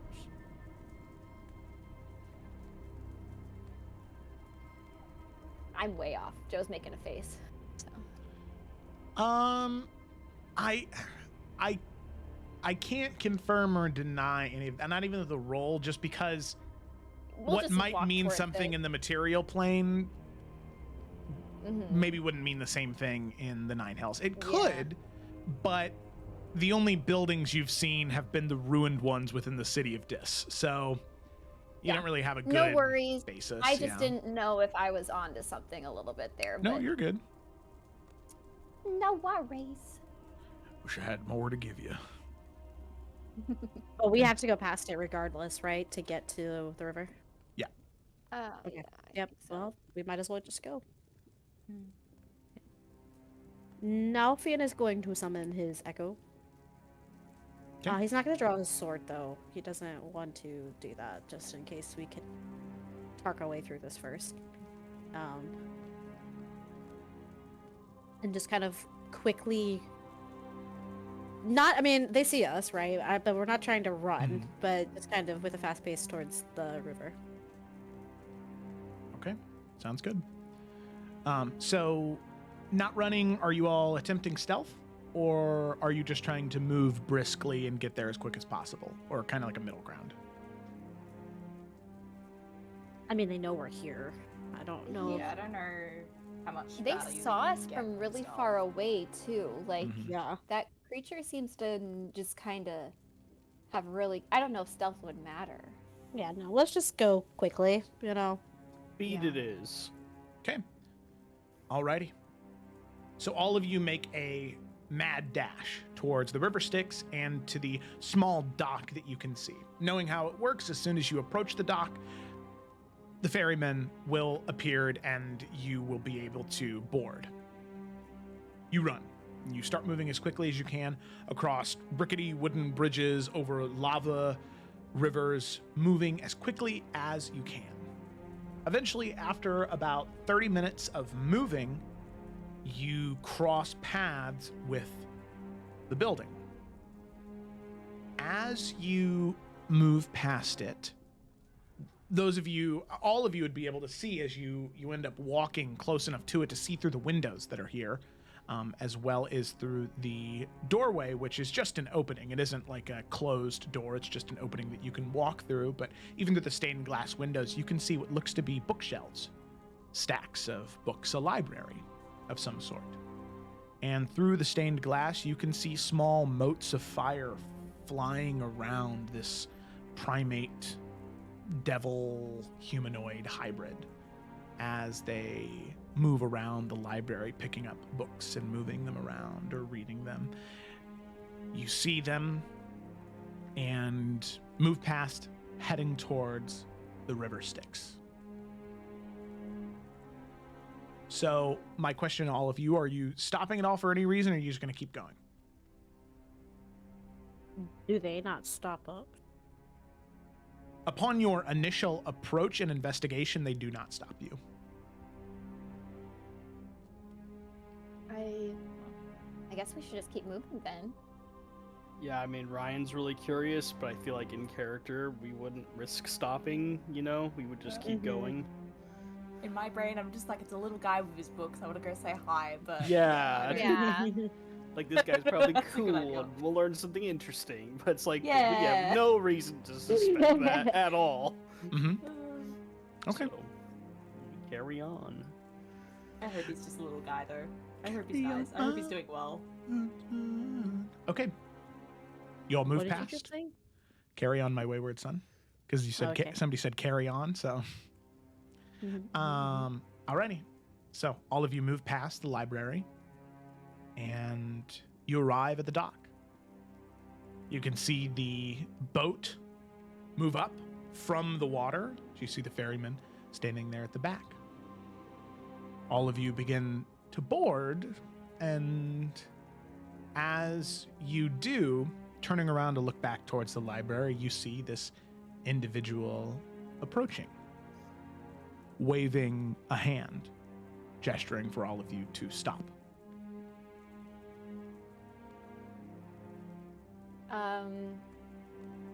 I know there have been no necessarily negative signs coming from this creature at this moment, I guess. But is Lila picking up anything? Like, is there somebody around the corner? He's just trying to keep us from, like, I don't know. Is there anything? Because, like, Felicity's like, yay, he wants to talk to us. But, like, I don't know. Yeah. Go ahead and make a perception check.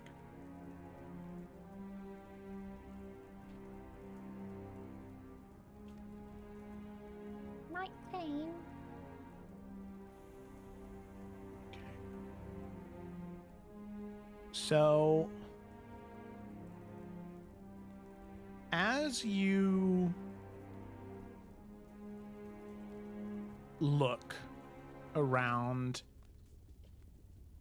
you do not see anything in this area aside from this individual approaching, your party members, and the ferryman behind you.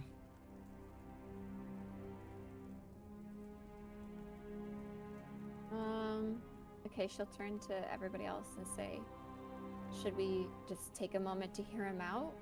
I don't see any danger nearby. Are we able to, like, with the boat, are we able to have it, like, you know, like half hitched or whatever, so we can, like, make a quick getaway if we need to, but, you know. Yeah, the ferryman will heed your command in this moment. You're the one who paid the toll. Okay. I approach since I have the advantage with the charisma. Sounds good to me. And also, Go if for he it. punches me, I can take a hit. Sounds good to me. Don't let All right. him punch him.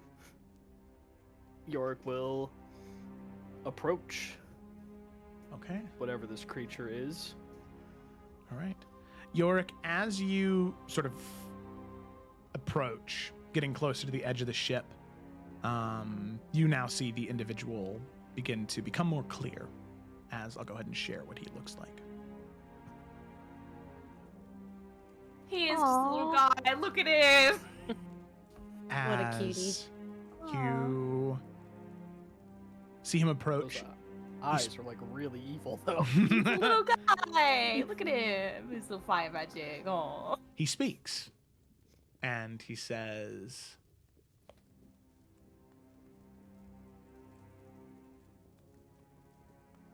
I am so very glad you stopped. You see, I had seen the great magic emanate from the area, the nature returning to life, and the portal that you opened to another realm, a pocket dimension. You see, I am Li Jinghao. I was once a great scholar within the three kingdoms of Odero.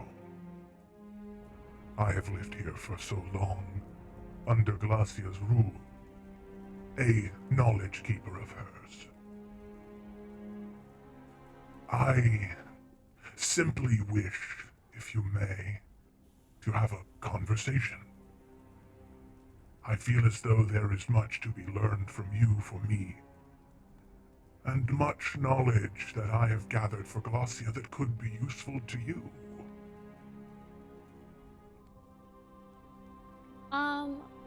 Why is he so willing to trade her knowledge if he's like under her rule? Am I picking up a valid reason why he would Yeah, want to does do he that? seem like he's being honest in his offerings? oh yes, both of you make insight checks. York, since you were leading the also- conversation, yeah. I also offer a unique way to roll an insight check. Now I Finn? figured Look after at 2, him. let's just carry on. He's just a little guy, you know? He's just a little guy. How tall is he? Little. He's hunched over right now. So right now, hunched over, he's probably 6'3". What a little guy. Oh my god. He's hunched Hunched over at over? 6'3". Mhm. He's about as tall as you or Nalfian right now. That hunched was over. like, still little guy. What's your name in chat, please, and thank you. Oh yeah. Little guy is a state of being, you know, it's an idea. It's like how my sister will see like a Great Dane and she's like, puppy. I'm like, Yeah, that is Exactly. I'm like, Jordan, weighs Little more than is you a do. relative term, you know? That's all I'm Little saying. pupper. Scooby-Doo's not a little dog. Little Just because baby. Shaggy can carry him does not mean he's small. Just a little guy. Okay. Here we York go. and Lila again look at each other as they've been doing this whole session. Okay. So, Lila and Yorick. This individual, both of you can tell, is extremely wise, is extremely smart.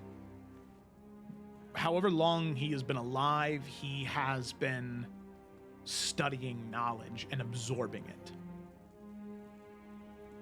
It seems as though that desire for knowledge overtakes normal reason that he might have.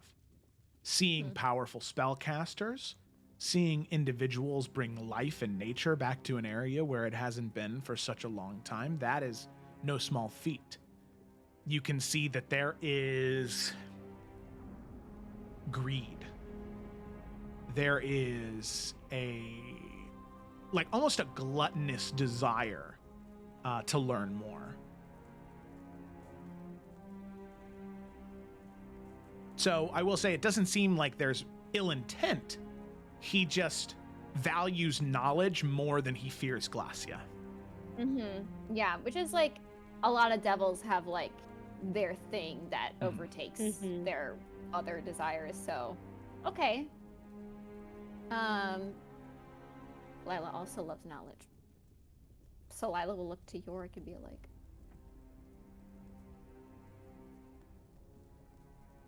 I mean, with Yorick's 360 vision, he doesn't see anyone like lying in wait like this is like a setup, right? Or like we're about to walk into a trap or anything. No, not as far as you can tell. I think we could use any info we can get at this point, honestly. Let's bring to the others. Very good, very good. You see, I am most pleased to learn what you may have to offer. Material walkers do not come around here frequently, especially those of the still whole of body and mind. Mostly just lost souls.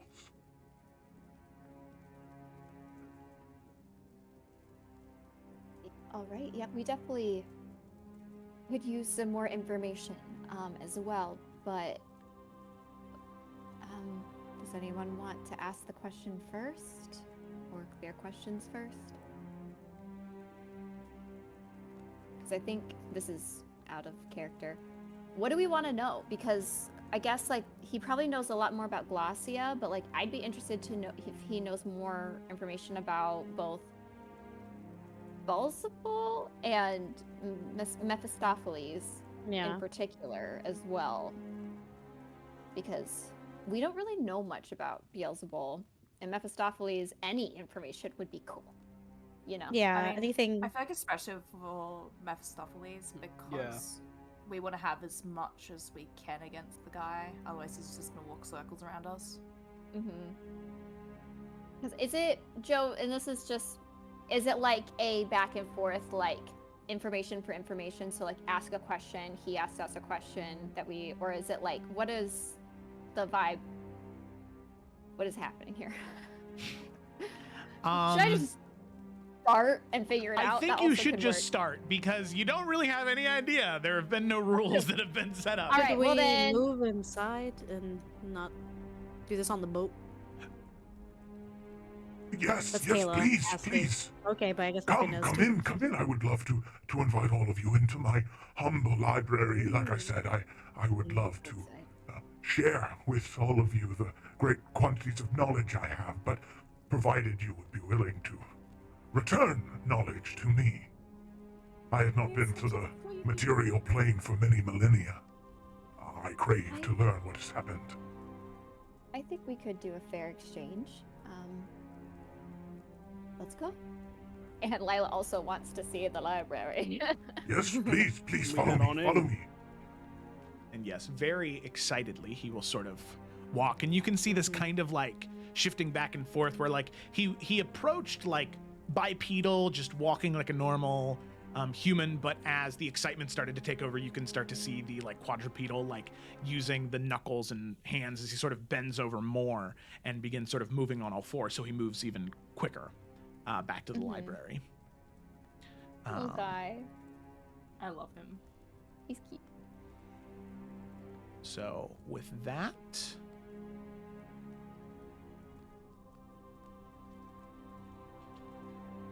you all arrive in the library of Forsaken Chronicles. Oh, look at it. Guys. We could learn a lot here. Oh my god, I'm gonna have a great time, Joe.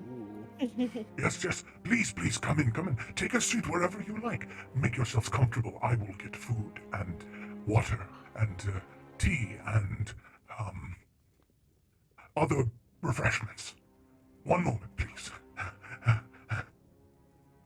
Oh my Same. goodness. Jeez. Hyperventilating. Lila, like, does the when Belle walks into a library thing where she like twirls around, she's like, oh my gosh, you guys, we almost left without stopping. Oh my Nelphine goodness. does like the slow nod. Uh-huh. It's This pretty is- cool. Yeah. Mm-hmm. I didn't think I was gonna, and her blue icy nature, she's pink now. She's pink. Aww. She's back to being happy. She's like, I didn't think I'd be so excited here in the hells at all. I mean, I'm happy to see you happy. Oh my gosh, I don't want to just start digging through it. He's an exchange thing, so she'll sit down trying to like keep her hands off the book so she doesn't offend him. So real quick, gang, real quick. I think we should let him ask a question first, just to make sure he's not gonna ask anything that we're like not super willing to part with. It's fair. Yeah. I mean, he is, we are in That's- the hells, Yeah, very logical. we'll give and take. Yeah. Now if you're Is pets, Zephyrin Lila also on the having a shoulder. heart? Yeah, he Is is like, Zephyrin also? he hasn't said anything because he has been stunned. Just I love the difference between the two. Lila's like gushing, and he's just like frozen. he's paralyzed. Oh my god. Alrighty. So, within the library of Forsaken Chronicles, eventually he returns. Many plates carried by small motes of flame around him. Setting them down on the various tables around there are various cups of different shapes and sizes, different materials, some metal, copper, some porcelain, different snacks and foods, some delicacies of the hells, others delicacies of Calderaz and his home. You can see a vast array of what looks to be freshly prepared fish and chicken, actually, like material plain food that you all recognize and do not have to be like, the heck? So with that, you see him sort of go up on the desk that's in the very center of the image, and you see he places his feet and hands on it, sort of hunched over. And he sort of looks to all of you and begins to speak. So, I am very interested to know Tell me. There are so many things I wish to know. The current most powerful nation in the material plane, who has risen to power?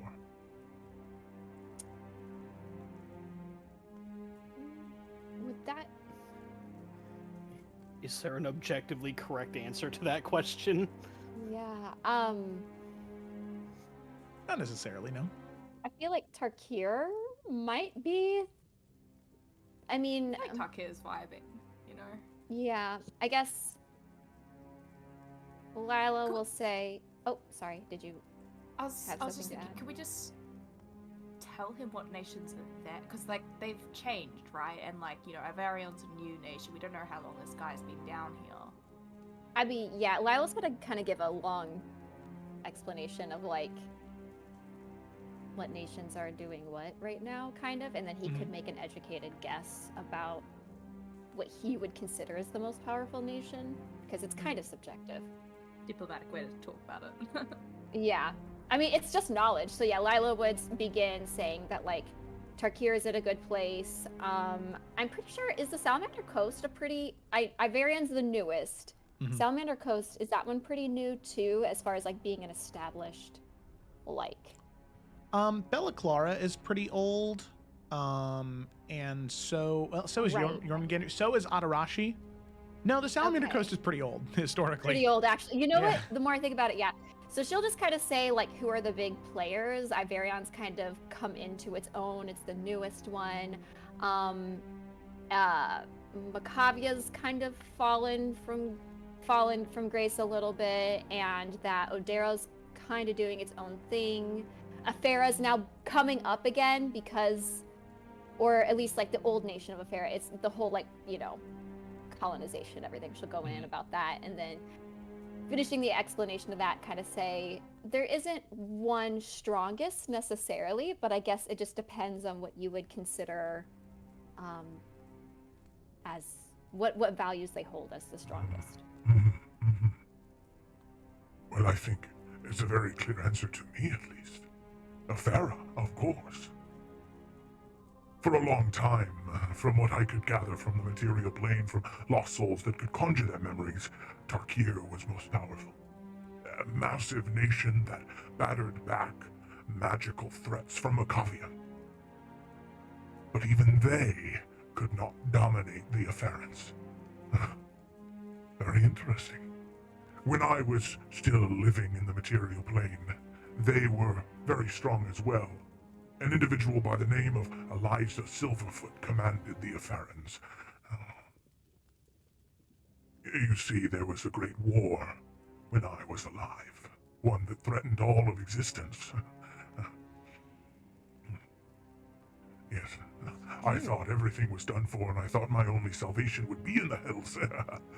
I guess I was wrong. I see. All right, well, I think one of our questions, we would love to know how to, or in what ways can you get Mephistopheles to make a deal that doesn't only benefit him?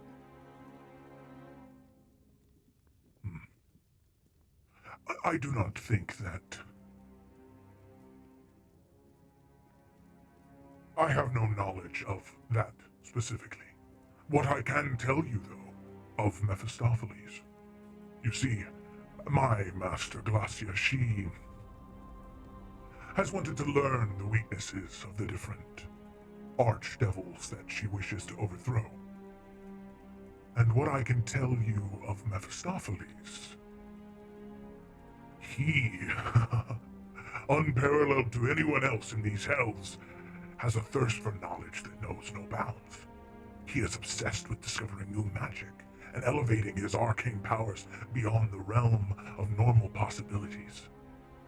It makes him incredibly susceptible to the illusion of powerful arcane secrets, ancient tomes of lost spells.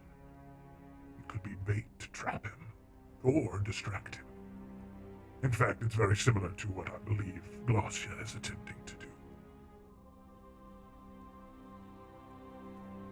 So, just so I want to make sure I followed what he's saying. He's saying that Mephistopheles, his thirst for power can blind him into accepting or wanting or needing items that are powerful. It seems like his thirst for knowledge seems to be arcane knowledge specifically. Knowledge of spells and magic is what he is obsessed with. Okay. And then how was that similar to what Glossia was doing, or do we not know? You don't I don't know.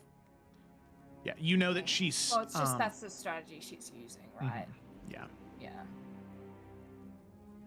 So if we could, like, one up the knowledge, maybe. That could, like, see. Sway him to our side. Okay, I misunderstood what he was trying to say. I feel like I'm going to ask for clarification questions a lot. Okay. That was pretty helpful.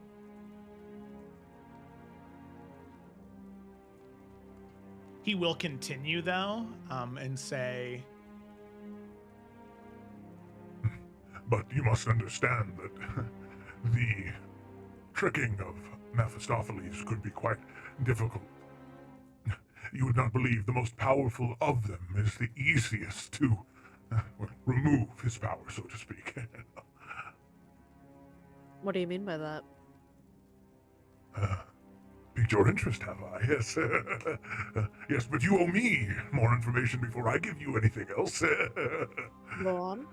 Ask your questions. Yes.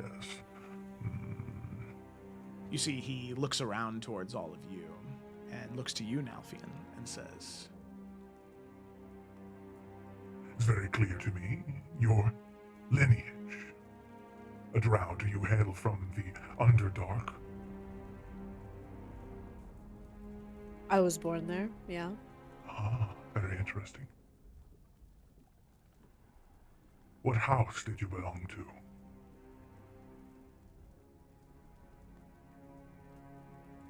I was born into House Bainier. Ah, I thought so. You summoned an echo. You see, dunamancy is something I, too, have done much study of to see if I could undo the timeline to go back to before I made this deal, but sadly, I suppose not. But you have power there. Tell me, this is my question. The matron of House Bainier. I've heard many ridiculous rumors. An all-powerful lich raising an army of undead sons. A vampire feasting on the lifeblood of those drow less worthy to gain more power.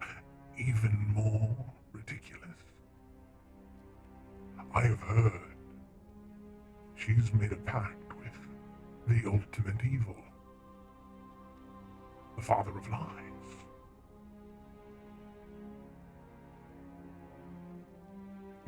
Are you asking if this is true? Is that your question? Yes, and as a descendant of House Bainier yourself, a son who walks free is quite strange. How did you escape it?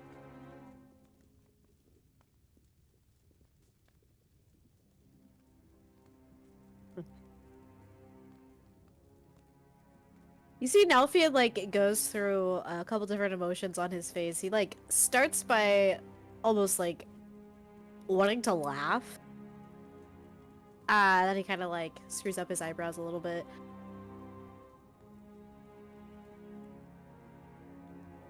I simply chose to.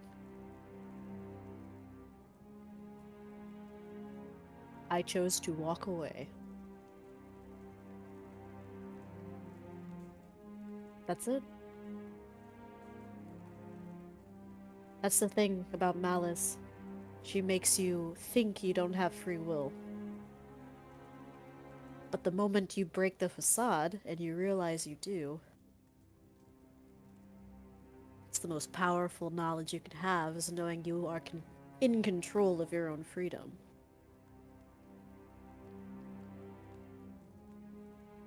She just wants you to think otherwise. Was it easy? No. Not at all.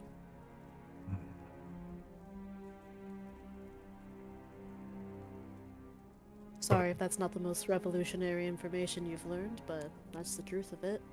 She is all three of the things I spoke of.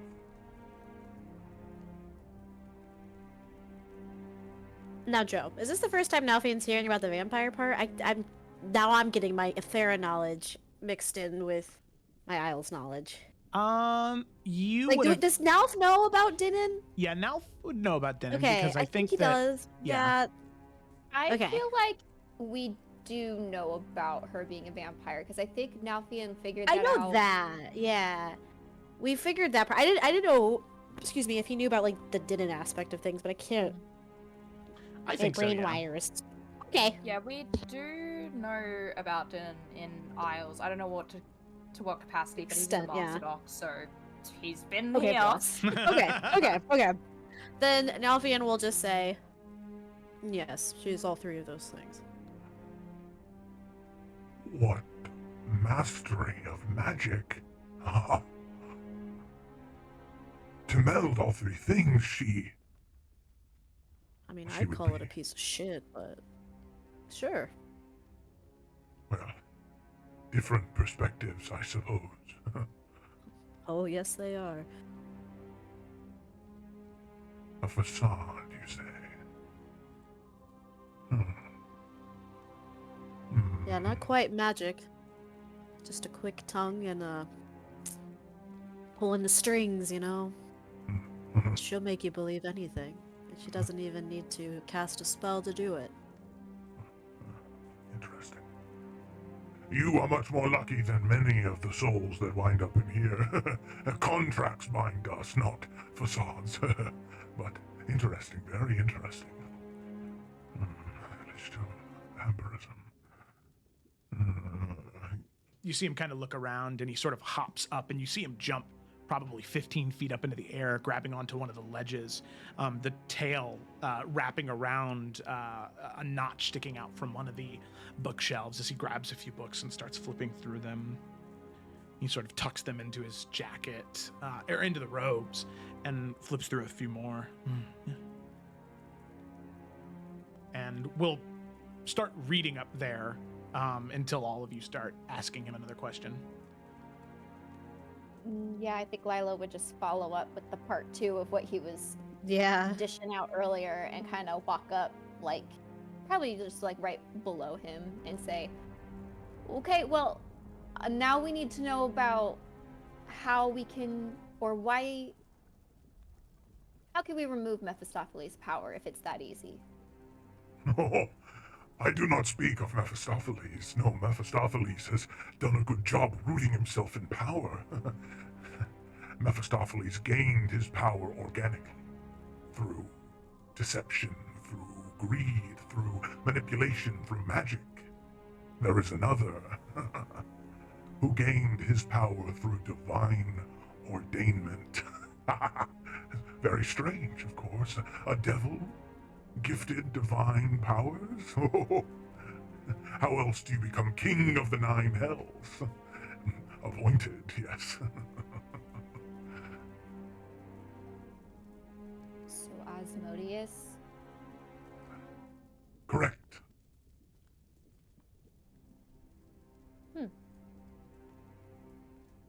Was appointed by who, exactly? By the gods.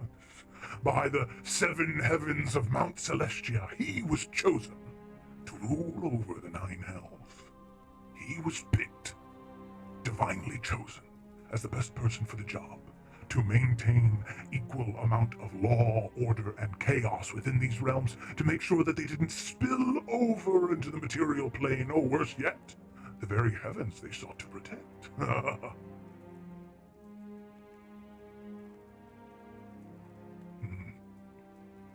But sadly for him, all that binds him to this divine cause is the ruby rod.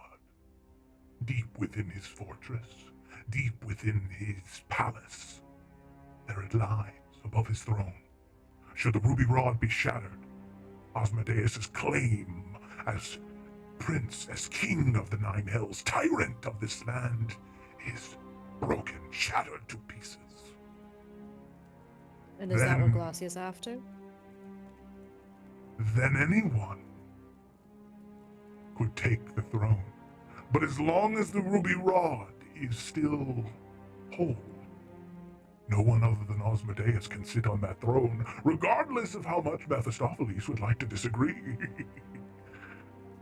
But yes, perhaps an individual with pride and envy would go as far as to throw the world in the balance for a chance to sit on that throne.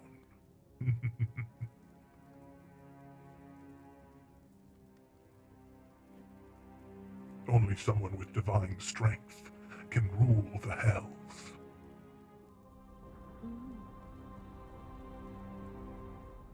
And the real way quick. he was talking, sorry to cut you off, Jem, I didn't mean Back to. Mhm. Mephistopheles wanted this power? Is that what he was hinting at? Yeah, it seems like Mephistopheles wants nothing more than to be tyrant of the Nine Hells.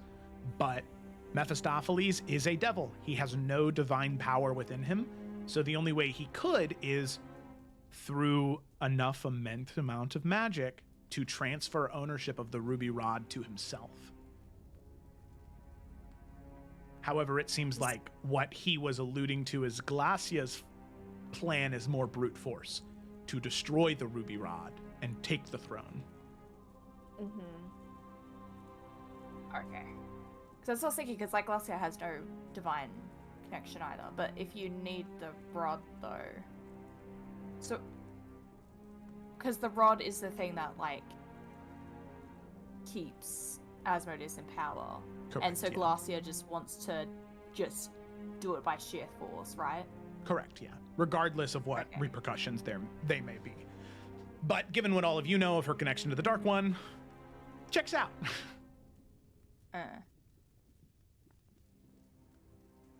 Brian asking a question like, do we know what's guarding Asmodeus's like castle ever since he's been kind of banished, for lack of a better word? I would say not, no. But clearly there's something, because otherwise, why is there a war still going on? Mm-hmm. Interesting. You want to ask that question next to him? I have like 8 questions I want to ask. I have so many Sucks. questions to ask too. We're gonna be giving him a lot of information. So far, Like- everything he's asked has been fairly Yeah, chill. innocent. Yeah. But I think the ball's back in his court right now. It is. I think either way, the Oh. fact that like he's gonna be indebted to us is better. So it's just like as soon as he starts asking questions we don't want to answer, we could just stop, you know. Yeah, Yeah, that's why I wanted him to go first. that was a Yeah. good call. And now I believe it is my turn. Ooh, questions, so many questions. You gave a lot first, I appreciate it. It's been a long time since I've gotten political updates on the material plane. It is nice to hear how things are going. And the knowledge of Malice is quite interesting. Knowledge I could potentially use for myself. Shatter chains, return home would be nice. But my question is about all of you. You see, I will not pretend as though I do not know you, individuals of great renown. Yes, I perhaps knew you. Sir Nalfian Forrester, now I know. You see, it is interesting. I wanted to see if you would be truthful and honest in the information you gave me, and you were, plus a little more, so thank you for that. I now know I can trust all of you and ask real questions, where my knowledge truly desires to expand. I had heard many tales from Glacia of adventures within the Astral Sea. The corpse of a dead god you all traveled on. No knowing of what deity it was in particular, unless one of you were accosted by one. One, perhaps, that would have given you such a strong divine gift you could have broken the city of Dis. I hear a tale of a green-skinned tiefling who was within the walls of the city of Dis, at the fateful day where Dispater met his end. Tell me, Yorick Nassim of the Wild Hunt, were you given a divine gift? And by who?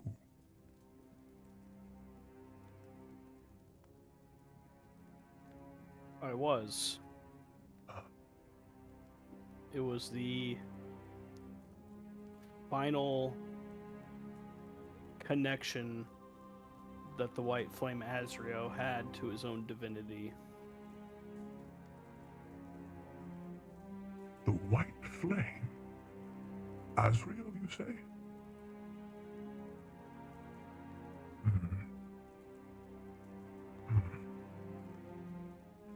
Azrael. You see him kind of squint towards you and jump up again, slinging to another side of the library, digging through more books.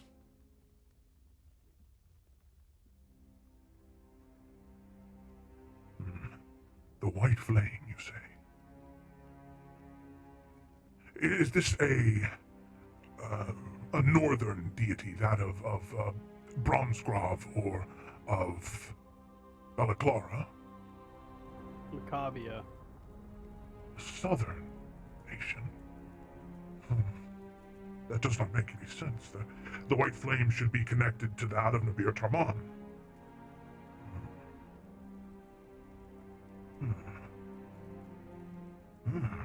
Interesting. That is all you know? I mean, that is, isn't it? I mean, in terms of, like, what Azrael is, I mean, we know he looks like Emerald, or Emerald looks like him, but that doesn't really, not in terms of, like, his lineage or anything, it doesn't really mean no anything. idea. No, he was just pressing you to see if you were holding back at all. But no, you don't know anything else. No, unfortunately, when we spoke, his time was limited. Yes, as is that of dying gods, I suppose. Interesting. Yes. Quite interesting. Very good. I'm satiated. You may ask another question. That was to you, so if you want to ask the next question. I mean, is there anything specific on the docket that, like, we really want to get out of here, or is it just we're throwing darts and seeing what sticks here? I mean, if you want to ask about Balzabul, but didn't you say you had? Wait, I feel like we just said that there was a good question we were going to ask, but now I can't remember.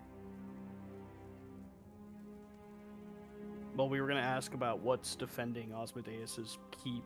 Right, yeah. So, Let's do as that far one. as like, yeah, as far as like game planning stuff, I feel like those two would be the best ones. Yeah, so if this ruby rod is so important to so many archdevils, and Osmodeus is temporarily out of the picture, what's stopping them from going into that keep? A very good question. Strategically minded, very good. Shouldn't rush into danger without knowing what is there. In fact, Glacia had me research many of the same things many years ago. Let us see. There are many dangers upon entering Osmodeus's keep. Upon attempting to breach those gates, to make your way to the ruby rod to destroy it. Not easy, no. Very difficult, in fact.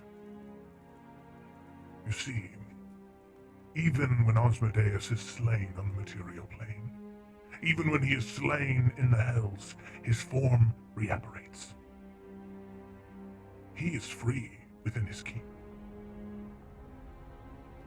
When you fight in the keep, you fight him with all the strength and fury he had the day he was gifted the ruby rod. So within his keep, you still must fight the tyrant archdevil of the nine hells. But that's if you get to the keep. Before you arrive in the palace, there is a divine gate that prevents all fiendish creatures from entering. That divine gate must be shattered. However, if that gate is shattered, there are repercussions across the entire rest of the plains. It creates an entry point where all things can flood in and out freely. And two, before you can even get to the divine gate, you must get past the legion of 10,000 pit fiends that guard the walls leading to the palace. Quite the army would be necessary. Quite the army, quite the power.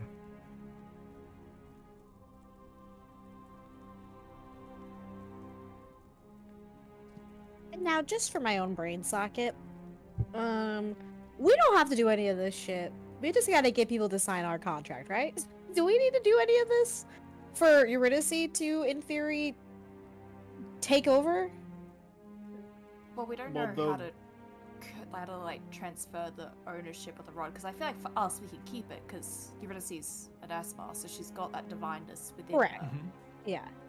So we don't necessarily need to do that aspect of it. I'm We just need like, to I'm get just it. like, yeah, like I'm just like, Oh, this is new information. So now I'm like, how are we supposed to do all that? You know, like, All of you can pass through the divine gate freely in this area. Oh. It prevents Oh, fiendish okay. creatures from entering. yeah, Okay. all right, I'm with you. Okay. Yorick? Yo, what? Creatures that have the fiend tag. Just checking. Say it, Twig. Okay, let me- fucking say it. Say it. Okay. All right. I'm just like, Uh-huh. we don't have an army. Meh. All right, cool. Yep. Well, yep. I'm You do have We an can army pass the to a gate. degree. yeah. You Yeah, we can can't- pass. We're getting one. We still gotta go through all the pit fiends. Touche. Yep. Yeah, yep. you have the Braun Legion provided Jesus, what's his Bale? name? Bale, yeah. Yeah, provided Bale succeeds in his quest over Mammon, you will have believe in access to the bronze or the Brass Legion, and then also the Ice Devils of Levistus. Right. We just have to get to the gate. You just gotta get to the gate, and then you are scot-free.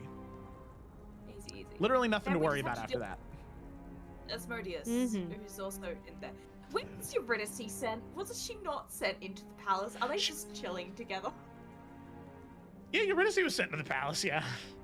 I don't Yeah, think cool, they're chilling, okay. but yeah. Interesting. Okay.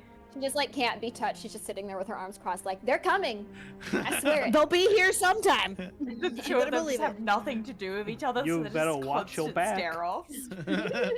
Now they're playing checkers or something. Both just talking mad shit. It's funny.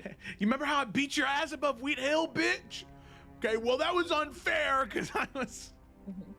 He's like, "How's your mom doing?" Oh, all right, man. all right. Aw. Oh yeah, Osmodeus wouldn't cross that line. That's too mean for him. He wouldn't say that. Damn, Okay. You're right though. All right. His move. His move.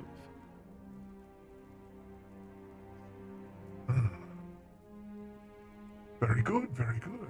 My turn. You all are in the Nine Hells for a very specific purpose.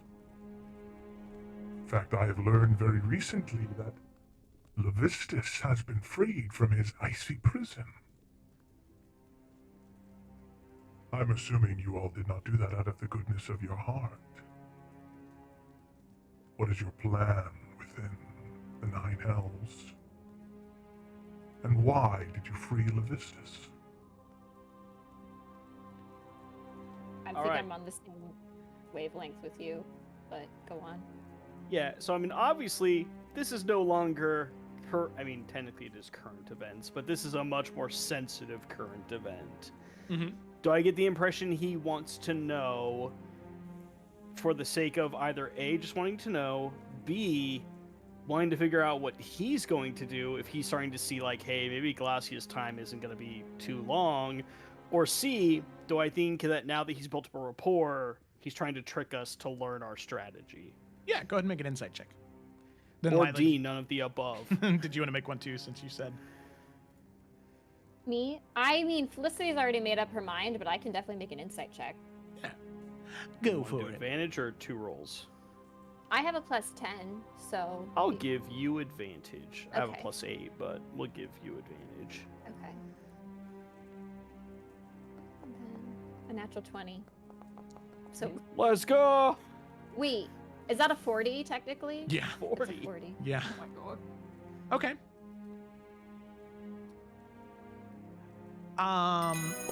Oh, there we go. There, Jesus Christ! Now I fucking hit. That was crazy. Ooh, the delay. That was Oh so my god. delayed. Woo. Lila, you notice two things in particular about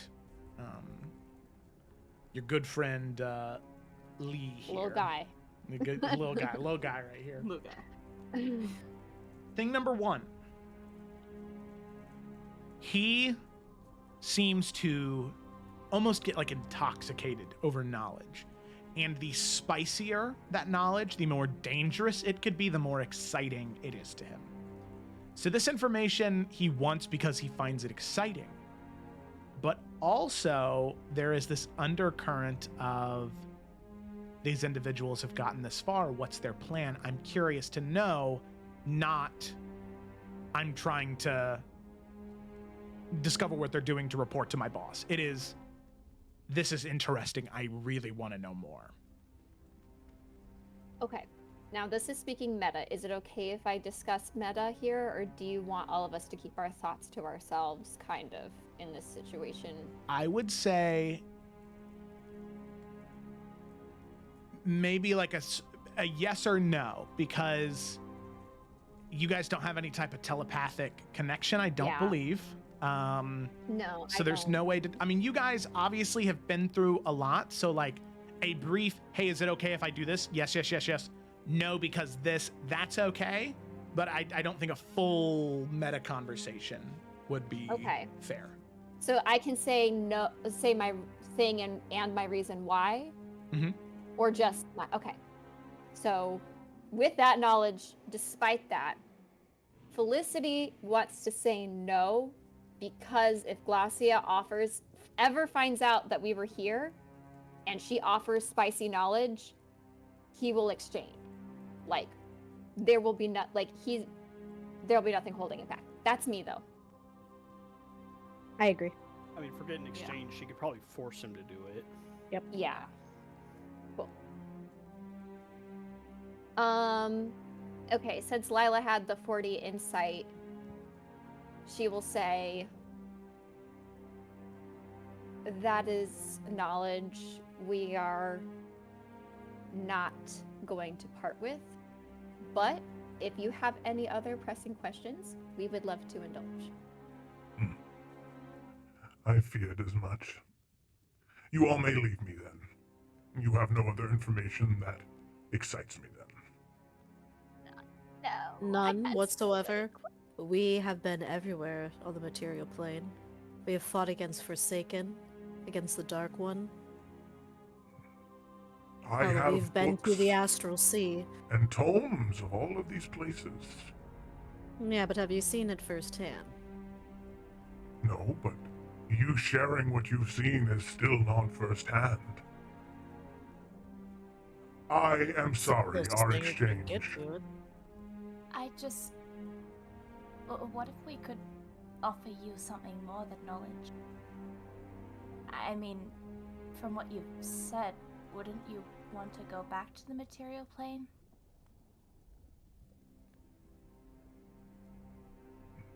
And give up my library.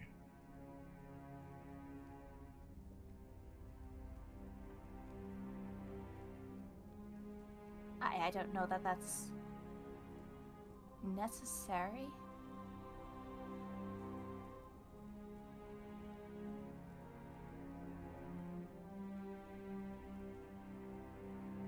But you thought you were forced to come down here, right? That there wasn't a world up there to continue being on. But there is.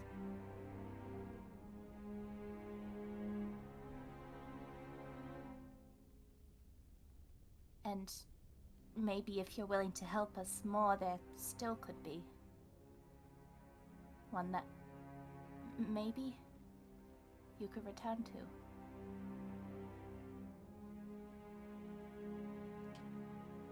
Twig, I'd like you to make a persuasion check. I'm so good at those, don't even worry about it.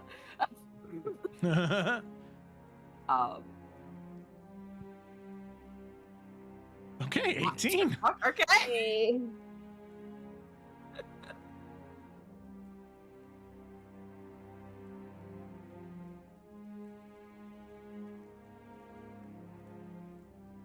My contract is binding to Glacia.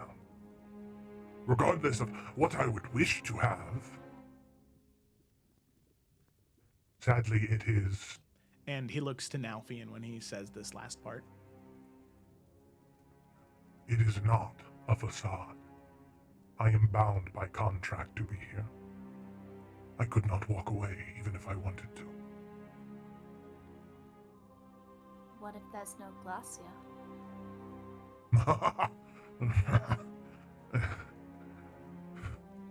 Yes, well, one can dream, can't they? Yeah, what if that's a reality soon?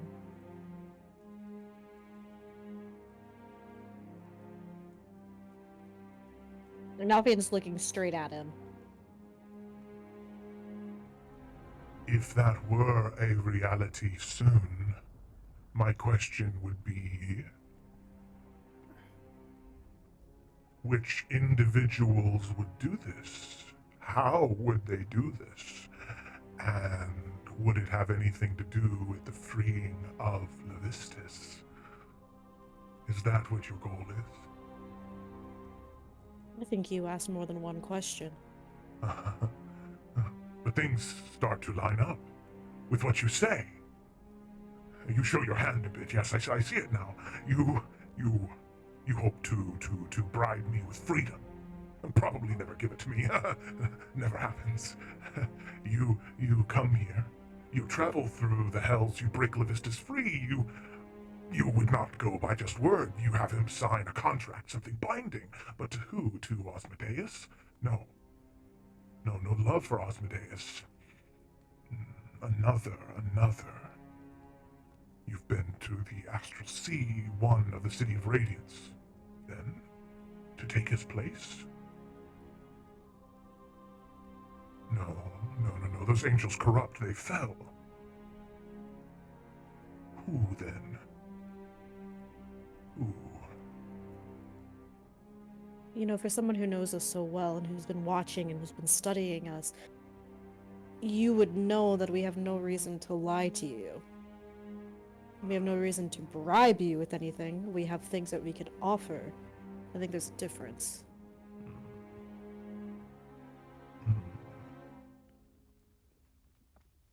Well, if you offer, then... If you happen to have a contract, perhaps there is room for something else. For an addendum to your deal for my freedom, then. I do not trust word any longer. But a contract I would.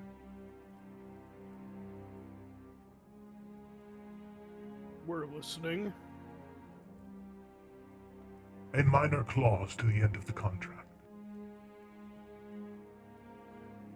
That should Glacia be defeated, should whoever you choose to be tyrant of the Nine Hells ascend to that position, whether it be Osmodeus or any other divine being, Li Jinghao is allowed to return home to the same age and place from whence he was taken. Okay. Wait, same age, like place and time? Age is in how old he was. Oh, okay, I was gonna say, I don't No, think I you was can like, fucking bet yeah. that shit, but Time travel. Okay. I want to help him, y'all. Can Lila put pieces together that would that potentially be a dangerous thing to let him loose? Like, he seems like a little cutie pie, but he's But who if also he is a down here for material a life? reason. Well, he's also In just the hungry prison? for knowledge, right? And he only came down here because there was a war during his time, and he thought, hey, this is the best way for me to survive and continue on. Yeah, but Mhm. who opts for hell? Like, that's I'm just like, A I lot of get knowledge it. in hell. I know, but like that doesn't mean he's a good guy. You know what I mean? Like, just I don't because know. like I'm like worried that we're Bring a like mass murder or No, something. absolutely. I'm just exactly, like it's like number fucking one Ted Bundy. We're advocate. like, sure, I go wouldn't home. trust Like this it'll be guy fine. with my life. He's just a little guy. Lila, you guys can sense Lila does not vibe with it anymore. She's Mhm. like, I don't like it. I don't even like how much he knows. She's not. She likes him, but like, she doesn't. Is there anything I don't even know if that's a role. I guess I could legend lore his face. I was about to say, like, Uh, I have a Uh. quick question. Yeah. So, I mean, he's bringing up this idea of the contract. What is he offering in return, though? Like, Nothing this as sounds like right a now. great deal for him. What are we getting? Yeah, I mean, Twig was about to say, if an amendment was to be made, what would that be worth for you?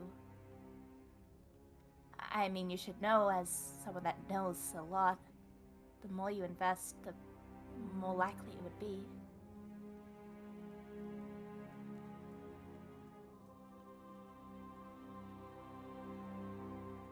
Very well.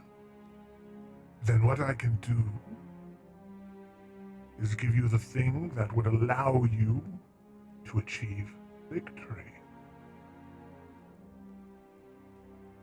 Knowledge to defeat Glacia. is he being honest?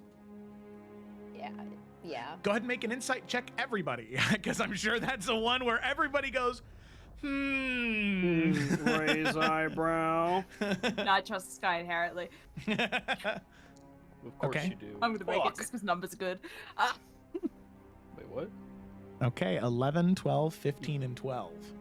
Oh, Wait a shit, second. guys. Zevrind is also here. Yeah, make him Is Zevi. Where's he even Zevi. at? I don't know why, but I like feel like I can never find anything in here anymore. NPCs, like, where are you, dude? Oh, I got it if you want me to roll it for you. Yes, please, because I can't ever find anything in the journals anymore. Where the heck? Oh, it wouldn't be in Insight. journal, it would be in actors, which is the little guy icon. Yeah, that's what I also meant. I also Oh. can't find shit there. Yes, Hell yeah, Severin. Zevi. Yay, Decent, Zevrin. at least. Okay, 17. As far as all of you can tell, he's telling the truth. I probably can't read his mind, I mean, but I could try. Hold on, That but feels if- bad though. if that's in the contract, though, like, when he signs it, he has to give us, like, that way to defeat her for blah blah blah, like, and it doesn't matter if he's being truthful or not, right? Like, he's can either sign it or he can't, you know? I think that if we do this contract route, we should do two things in addition. That when he returns to his time and age or whatever, he cannot willingly harm anyone. And two, cannot disclose anything to Glacia that was discussed between the Forerunners and him. I think that should be added. because Continue, sorry. I just feel like he's playing us a little bit. I do feel like this is not fully beneficial for us still. Yeah, I mean, having that thing about, like, all this has to be confidential between us, I think that's good, but I worry about, like, obviously we don't want him to hurt people, but at the same time, anyone can hurt anyone up there, you know?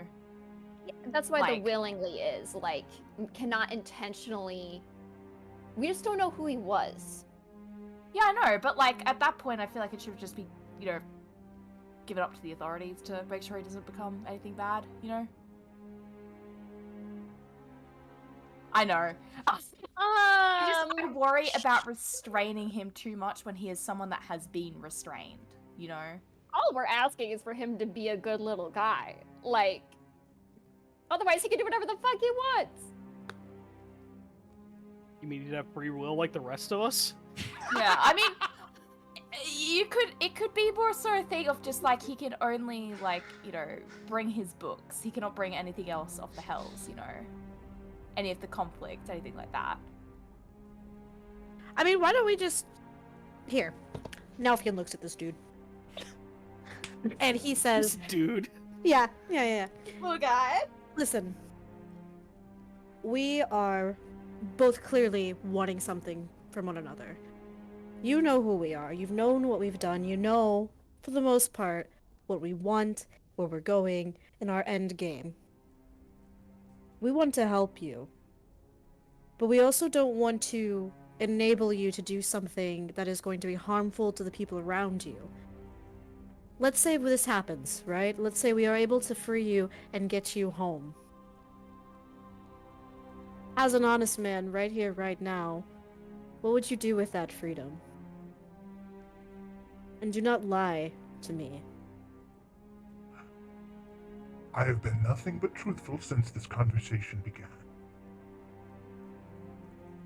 If I were to return home, I would be a nameless face. No one would know of who I am. I would return to my home within the Wangji Kingdom. And from there I would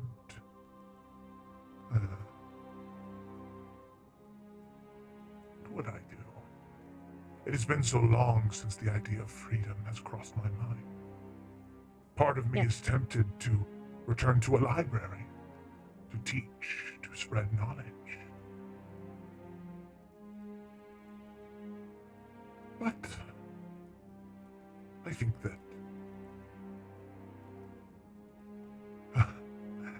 think that what I would do instead is head to the first port and see the world. As you said yourself, Nalfian, see it all firsthand. Not read it through books.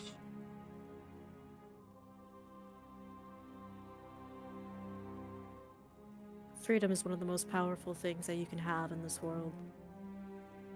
I'd even dare to say more than knowledge. Sometimes, it's a very dangerous thing to have. Especially when you haven't had it for such a long time. He's looking at him very carefully, and he's trying his best. Yeah, I know Nalf doesn't has a +0 to this shit, but he's doing his best to read anything. Yeah, I go mean, ahead. yeah, Lila wants to also be monitoring him to see if he's being fully honest or continuing to withhold information from us about what he would do with his freedom. Mm-hmm. Yeah, go ahead and make yourself some insight checks. Insert insight check sentence here. Mm-hmm. Oh my god, I'm rolling Man. another 5. I love having +0 to this roll. It's great. Feels so Yes, good. Yorick. I'll roll Zevi. That was crazy. It was like a 4. It stayed still for like 3 seconds, then it just went, and it just turned over. I don't know what happened. Not mad though. 14. Yorick, and really all of you would be able to determine, all of you believe him, but Yorick, you can see that as of right now, there's no mischievous look on his face. It seems very... Freedom is within his grasp right now. And that is something he hasn't felt in a long time. So there's a lot of emotions he's experiencing, none of which seem like malintent or a will to commit evil acts or atrocities. It seems like a genuine interest in exploration and seeing these places. Doesn't seem to be any evil intent on his face as far as you can tell.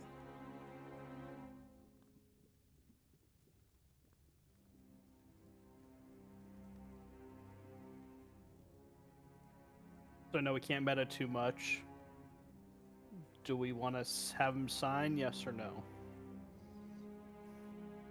I think yes. I think if we can get this guy on our side, that's a very valuable asset, especially if he's been working with Glacia, you know. And if we get to know, like, a way to defeat her, that's kind of really important to us right now. Yeah, as long as he is down with the non-disclosure act, I'm in. Get him to But sign only an if he's NDA. in. Yeah. Yeah, I like None that. of this can go to Glacia. Yeah, I agree with that. I have a technical, boring question. So, I mean, if we put that in our contract, but if he has a contract with Glacia first, that, like, anything she asks him, he has to tell him, how does that work if he signed both contracts? Funny thing about that, okay? Whenever a devil, demon, fiend of any kind, humanoid, fae, when any type of creature signs two deals that conflict with one another, nothing happens initially. The only time anything happens is when you are compelled by one contract that goes against what is within the other contract. When that happens, the individual who is in the contract and both parties who represent each contract are pulled to the very bottom of the Nine Hells in Nessus in the formal sorting area, and there is a judge. There is an infernal court that hears the two sides and determines where the contract should lay and who should be rewarded with priority in that portion of their deal. I don't know if I like that. Well, does We'd be anything in happen? Nessus. Does anything happen with like the person that did have the two deals? Like, is there any like repercussion for them? For them, no. Okay, cool. Yeah, I mean, after whatever happens, you know, if somebody does have in their contract that, you know, if they don't fulfill the portion of their contract, they can kill them, then, you know, probably after the court, they'll kill them. Yeah, so I guess really it's not in his interest to be in that situation though, right? Because I imagine if Glacia finds out that someone's double-crossing her, they're not going to be alive for much longer. True.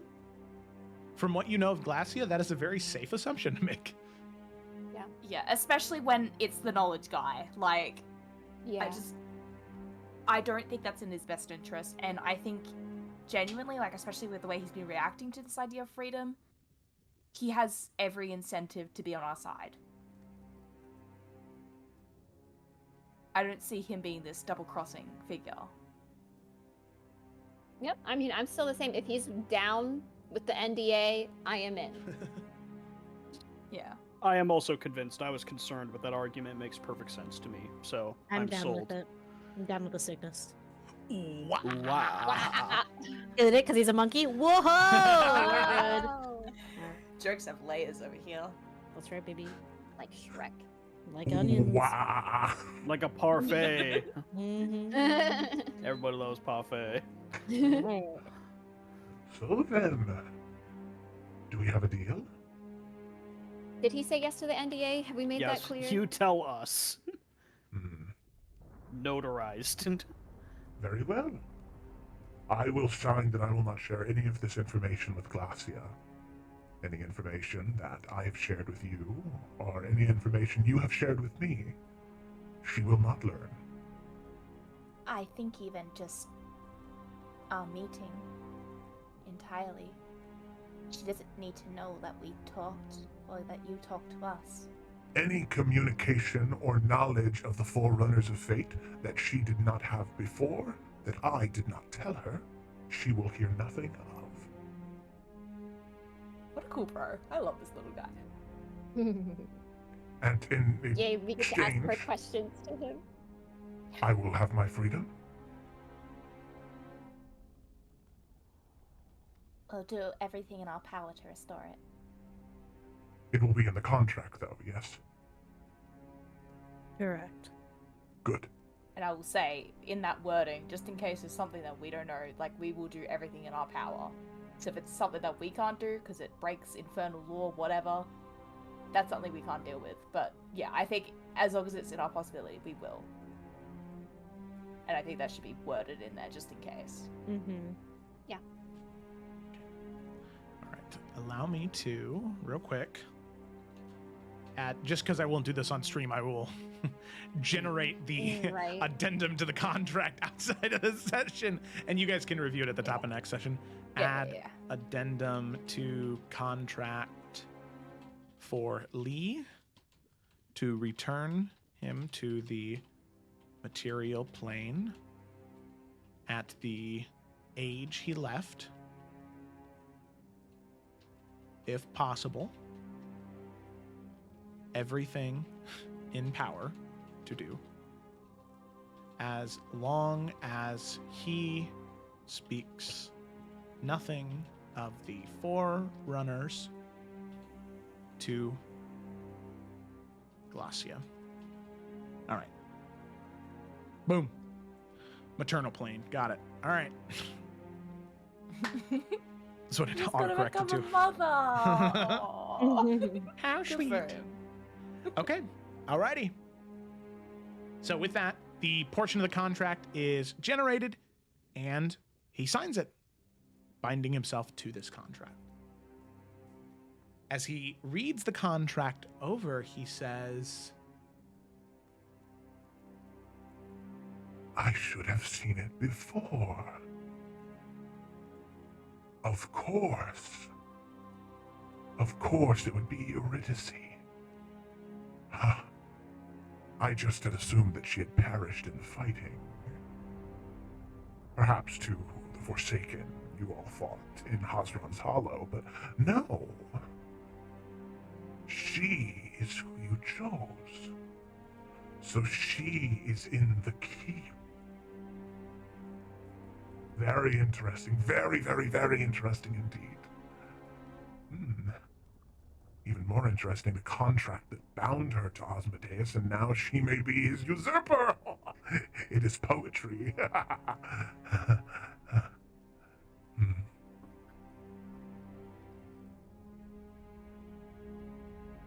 He signed it. Mhm. It's done. yep, he did. Your turn. Yeah. How do we beat kill her? Glacia? Yeah. Stab her really hard. If he says that, You son I'm of a killing bitch. this monkey. Drop her I hit know. points I to was like, if it's zero. that simple, I swear to God. Off with his fucking heads. His heads? His heads. Wow. I'm going to say hands, because that's Nalfian's gimmick, apparently. There you go. You've done it more than once. Mm-hmm. It Well, I mean, he has to give us a truthful Is- answer, so, you know. interesting. I believe you would be familiar with her lineage. Something she does not know that I know about her.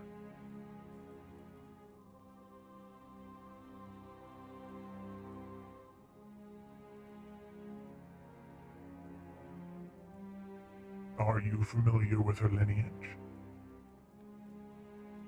Maybe.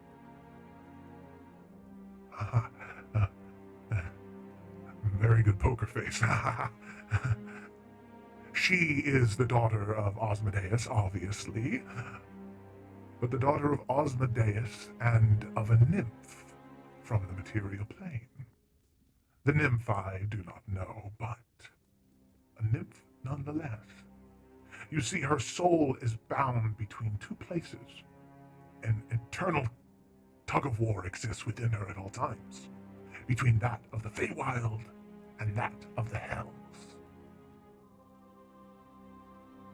In order to truly kill Glacia, the final blow must not only sever her connection to the Nine Hells, but to the Feywild as well. Only a weapon forged within the Feywild can kill her permanently.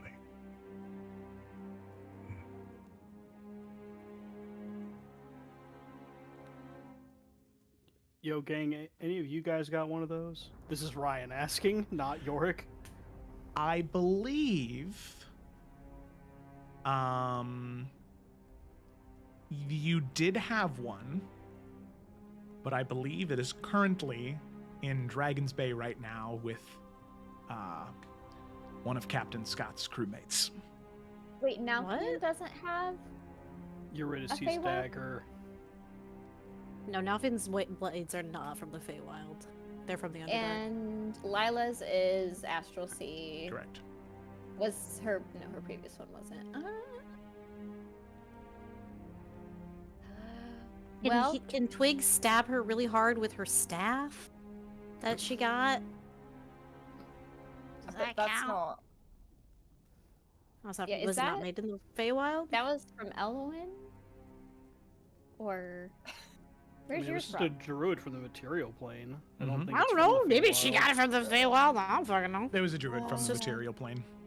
Okay, I was just thinking. That's a good Can question. Lila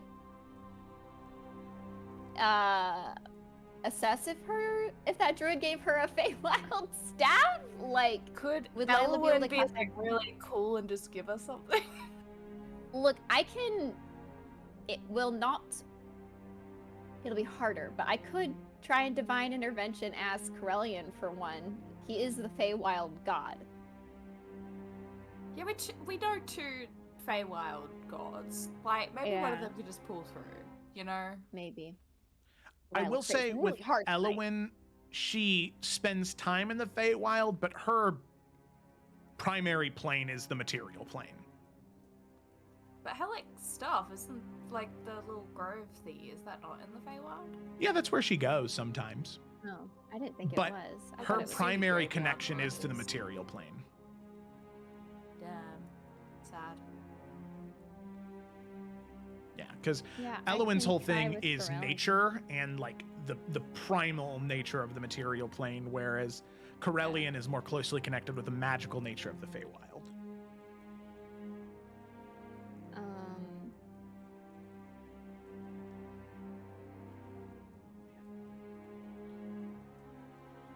Because we'd also need to get something here as well. We can't exactly go back to the material and then come back to kill her, Right. What? which is rough. Now, Oh, it could be an issue returning to find such a weapon, but there are places, there are people that can get you in and out of the Nine Hells. Even though Osmodeus has forbade it by infernal law, there are loopholes.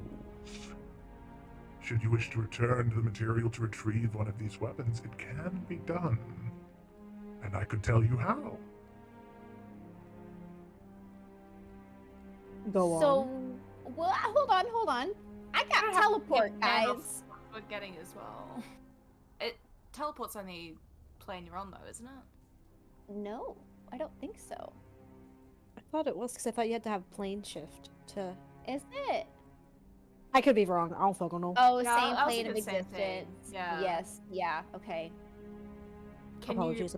Can you prepare plane shift? Is that within your repertoire? Let me look. Let me look up my Repertoire. stuff. It's a word. Okay, we'll look it up. No, I know. I just like the word. God, I'm not I an have plane idiot. shift. I can Fuck prepare plane you. shift. You can? Yeah, I can. It's a Yeah, second okay, level. so Lila's I got on. it. Yeah, okay, cool. We're fine. Lila will say, in her overly confident way, she'll put her hand up and say, "Don't worry, I'm a pathfinder. We don't need it." I will also, just while we're on this discussion though, so do we get a weapon then from Corellian? Because I feel like a dagger is not going to do much. Yeah, I can definitely try. I can either just try and commune and see what happens there, or I can try divine intervention, which is less likely to work, but I have it. So I got a few options. Well, I guess she'll just try. Sorry, but if you've also got plane shift, we could always just bop into the Feywild as well. That's crazy. That's some savage shit. But yeah, we could do that. You say plane shift?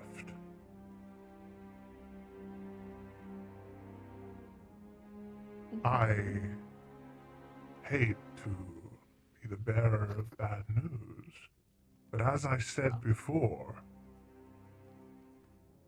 transportation outside of the Nine Hells had been forbade by Asmodeus by infernal law. That does not simply mean you will receive punishment if you are caught. It means the magic doesn't work. There's only one way in and out of the Nine Hells, and that is through Avernus. Unless, of course, you have other connections. Looking to Twig, having emerged from the tree.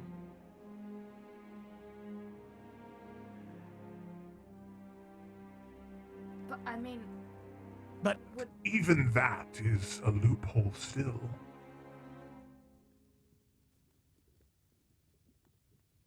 I would just worry just because, like, I don't know, because, like, I guess it was because of the pocket dimension thing, but, like, I don't know if anyone would be able to get us back down here, right? Like, would that be a conceivable problem? The whole thing with Eluin is there needs to be natural life that she can bridge a portal with, like that she can bridge a gap with. Well, do we want to get the information from him then? And then if we need to use whatever information he has, we can, or Lila could try and reach out to Corellian. I feel like with Corellian, it's going to be a whole, you're on a different plane of existence right now. Can't really help you unless it's like divine intervention, maybe. I don't know. But... I mean, but I also think, like, if Ellen's able to reach in and pluck us out, Corellian might be able to do the same. And I feel like it's easier to have things that are connected to him than that is nature down here. Right? I mean, maybe with, like, now that we have that lantern of such a strong faith soul, maybe Lila can commune with that too and see if that can help bring Corellian's presence and stuff. Because we were also in, like, a different thing, but, like, I know divine intervention worked, but, like, to a degree when we were in that pocket dimension, but that was also different because it was, like, the Dark One, which is, like, the most powerful evil force. So I don't know, I was just thinking of that moment. I mean, it just depends if we want that information from him. I was just trying to skip needing that information, but if we want to get it just to be safe. Well, I mean, do we want to hear if he wants anything else? Because, I mean, he wants us to defeat Glacia, because that's the only way that he gets to be free again. He might not even charge us this time. He might not. So yeah, we can just be like, all right, what's up?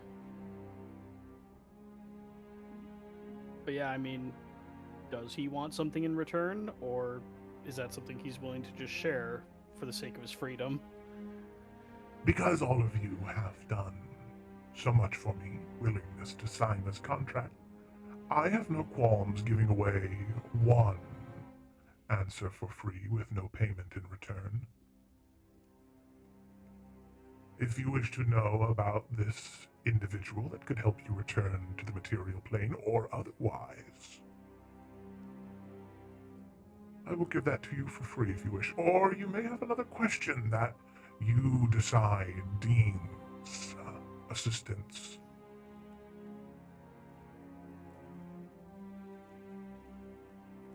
I'm okay with just using this free one on that one, if everyone else is. Yeah, I think we need the guarantee of having a way to get this thing, because otherwise, yeah, we're doomed before we even start.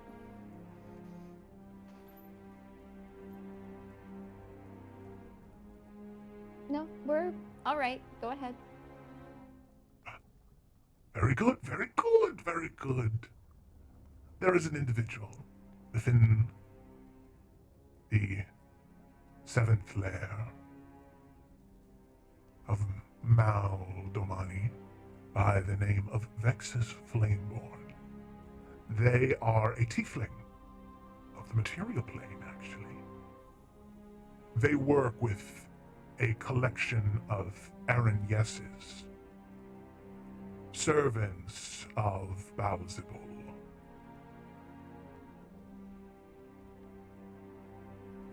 They work together to move throughout the plane, through the lair easily.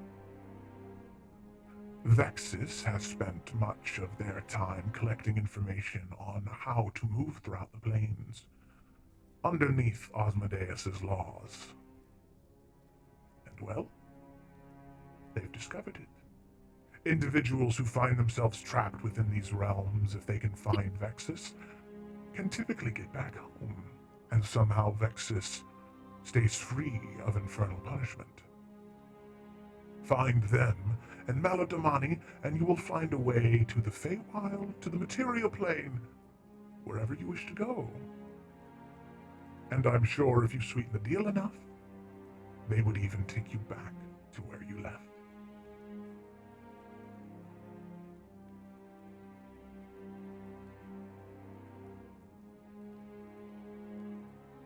We'll keep it in mind and see if we need to use that information.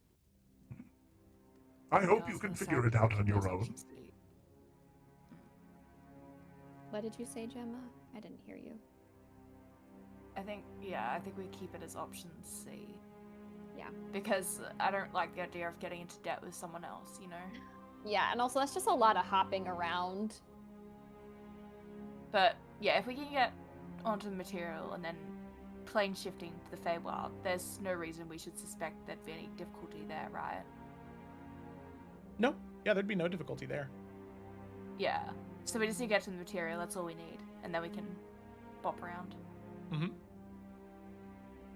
Then it would the only issue would be getting back. Well, I mean, if we do sorry, a spider is crawling across my wall. That's right. Yeah. Jesus Christ.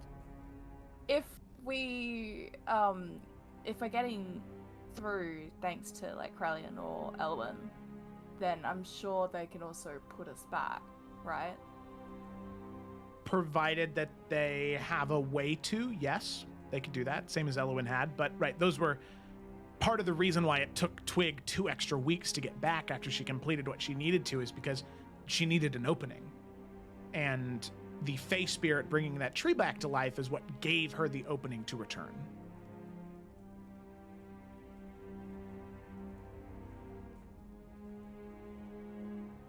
Yeah, so I mean, if we suss out how easy it is for Corellian to bridge it, I think that we can kind of make that decision then, right?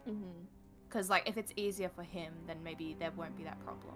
Because I think like the thing with Elwyn is because like there's no nature down here, you know? Yeah, I think once we're done here and we move on, we can just, whenever we have the next kind of like downtime moment, we can just kind of start to reach out and assess and make a educated plan from there. But I'm glad we have this information in case our other plans don't work out.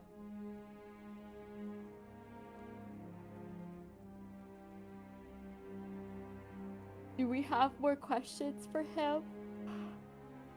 Does he have more questions for us? Does Sorry, he I'm have getting anything tired. else to give us just for free because his soul's on the line, maybe? That too. Nothing that he thinks would help. Yeah. Can he give us a fun fact about himself? A little guy fact, you know? I suppose before you leave, since we seem to be friends now, definitely past acquaintances, I think, I should have you know that while I was alive in the material plane, I was quite a talented flute player.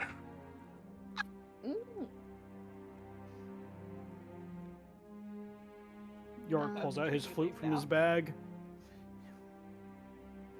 I'll play it if you'd like. Sure. Catches it. He catches it. Friggin' voice mod. Lila, I think, does have questions for him, but I think he needs to ask first. Never mind. Oh, sorry. So yeah, Lila will say whenever if he finishes playing his flute or whatever. Yeah, he she'll uses say, the tail as an extra finger. "Oh, that's cute. Aw, what a little guy." I love that I kind of, But- oh, he's a little guy. It's like, oh, this annoying fucking asshole. Lila will say, "I do have, I think, 2 questions that I'd like to ask, but I believe you need some information first if you have more questions." Yes. Earlier, you mentioned you were a pathfinder, the ability to traverse the planes. How did you learn this information about yourself, and what do you plan to do with that information? Man, these are good questions. Something I just had to figure out myself. As a Pathfinder, I found that out through my connection to Corellian and finding the Forerunners. It is something my great-grandfather also participated in with Corellian, but he was more connected to the Feywild since he came from the Feywild, while I am more connected to the Astral Sea. Oh. Then that would explain part of your adventures in the Astral Sea, then, and I'm sure you had a hand in navigation, then. A bit, yes. As far as what I would like to do with that, I think similarly to you, travel is the best way to gain firsthand knowledge. So it is partially a personal interest, but I think I will continue in my great-grandfather's footsteps and try and make sure the planes stay balanced. But we'll just see where the need is. Very interesting. Ask your question.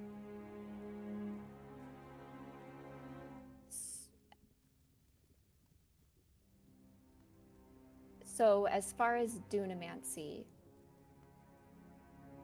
what knowledge do you have if somebody was looking into wanting to expand their skills in Dunamancy? How, or what is the best way to become maybe as close to a master of that magic as possible? Oh, very interesting, and you should know, very dangerous question.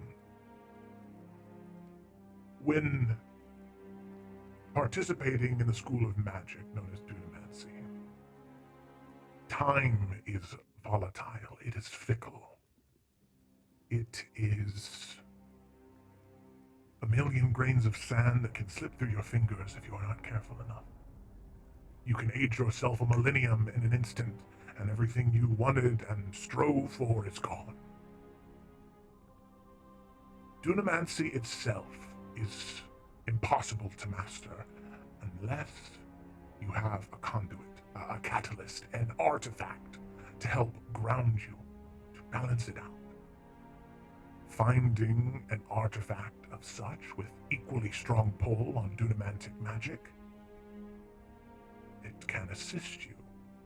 It can help ground you. It can make your forays into time under the control of it possible.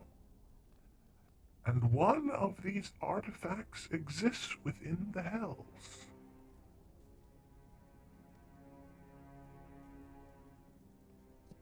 I assume to know where would require another question from you. No. I will give it to you freely because I enjoyed your previous answer. It is within the vaults of Mephistopheles, an artifact that he has hoarded himself. What it is specifically, I do not know. What I do know, though, is there is a Dunamancy artifact within his vaults. And any individual with a connection to Dunamantic magic will have quite an easy time sensing what it is.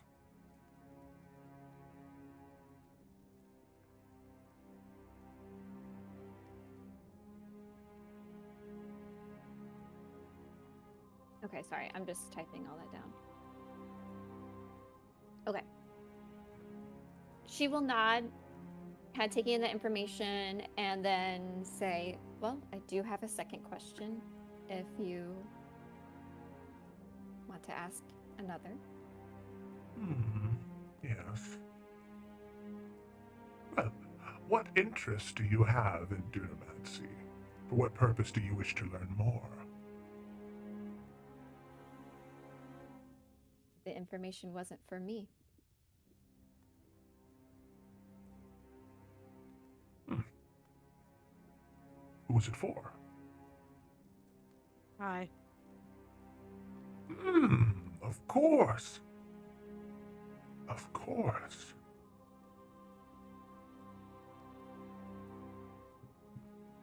The Banshee. Dunamancy. The echo you summoned. That isn't just some spectral apparition, some illusion. It is you. From future, the past? I guess not from... Neither. Not from what, but from when? Ah. Oh. Very interesting. An echo, almost, would you say? Yeah.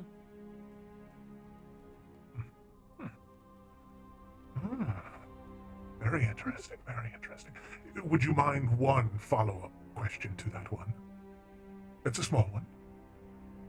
Lila will look to Alfian and shrug. She doesn't mind, but if he does. Yeah, no, he doesn't mind. Your echo, do you have any idea of when it is from? I mean, kind of makes a face. From a timeline that doesn't exist anymore. From it. That doesn't make any sense.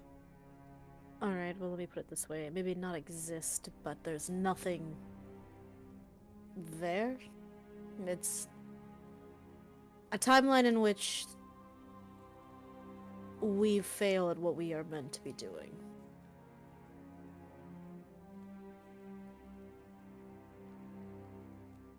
So at that point, does it really exist? That is very interesting. Very, very interesting. But that means that you know of a timeline where everything has ended. I unfortunately know of a few timelines where everything has ended. Huh. This is new. This is very, very, very new knowledge. And you see him, he immediately starts, he grabs like an empty book and begins scribbling down notes on the parchment within. Well, you said you've tried going back in time yourself. Have you just tried going back in time, or have you tried stepping into another time? What I have tried is to undo the deal that I made. I never thought to attempt to step back. To just view other times. I was so obsessed with fixing the mistake I made, not with viewing anything. I just wanted to undo it. But that is interesting. Just as he's writing this down, like, because I'm already glazing, on his part of the contract, so nothing what he's writing down can link to us, right? Correct, yeah. Okay, just double checking that this is safe, that he's just writing down notes right now, Right. because I got a little bit nervy there, not gonna lie. Right. That makes sense.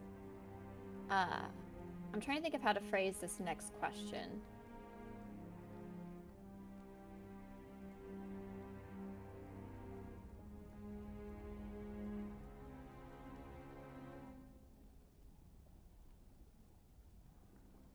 Okay, I think I know how to phrase it.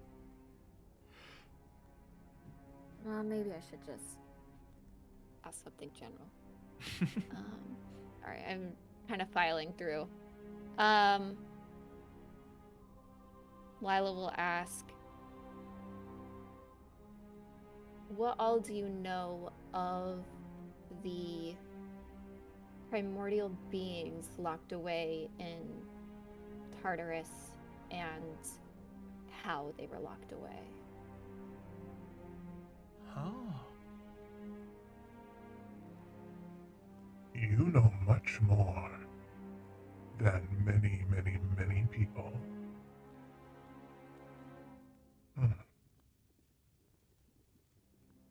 Knowledge of the ancient primordials is sparing. Not since just before the calamity, but since before what we understand as written history. From a time when life was but in essence on the wind. Time was as free as the ocean. Everywhere, everything. Death and life, sporadic and chaotic. What is known about it is that in the beginning, when these forces first roamed the plains, before it was the seven hells, or the nine hells and the seven heavens, the plains of fire, earth, and water, Shadowfell, Feywild, before any of that, they roamed free. No barriers. Until one day, a life persisted. And another life persisted, and another life, and another. Chaos consumed them. It threatened to destroy them. Whatever created them wanted to keep them safe. It gifted power to these individuals. And with that power, those individuals and their creator sent those primordial forces away. Their imprint not forgotten, but over time, it hardened, like molten steel left to set out, eventually solidifying. Time became stagnant. Death a constant, life a constant, magic embedded. No more chaos.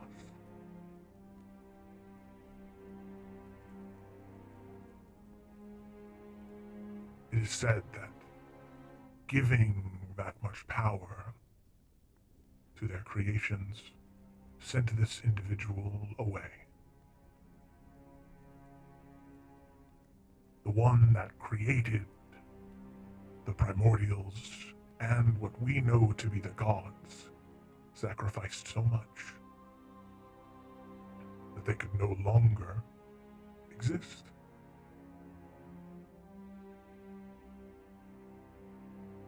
There is an idea that permeates history. That of two halves of a whole. Something split. Something separated, but yet still a small piece left within the other half.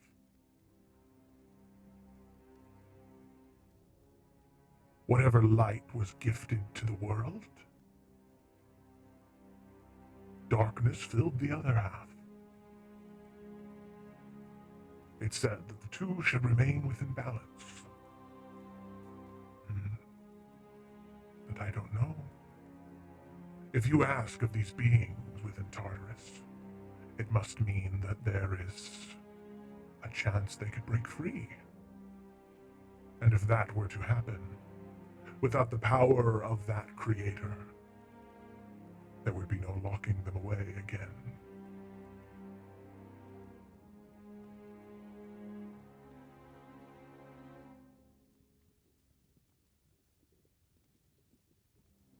Absolutely no possible way of locking them away again, even though there are many powerful gods still to this day.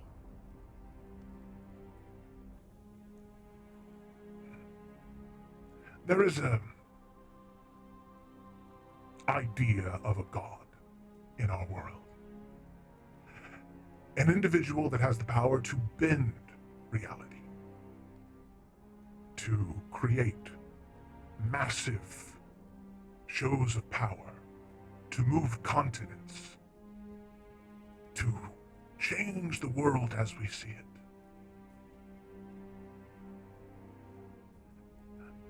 But they still operate within the realm that we exist in.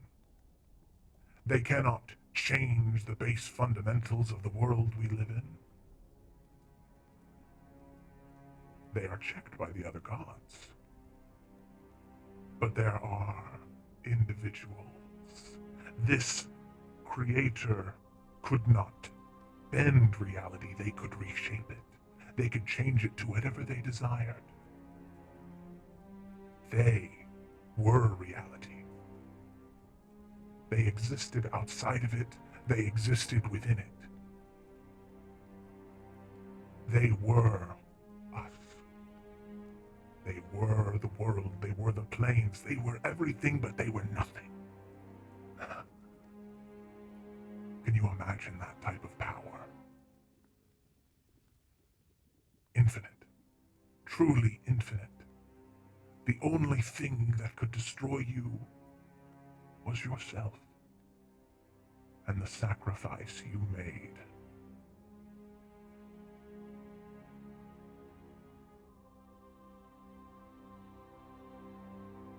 I have so many wires crossing right now. Do you have another question, Felicity? I don't know. Nelphine has a question. Go for it. I'm trying to put shit together. Unless he has a question first. No, I'll let you ask your question. After hearing all that, what do you know about a man named Emerald? Good question. Yes. Solvis Emeril. Correct. Correct. I have read about him. I received information from the material plane many months ago about an individual wanted by the College of Hearthcrest for his connections to the Dark One. Supposed alleged connections.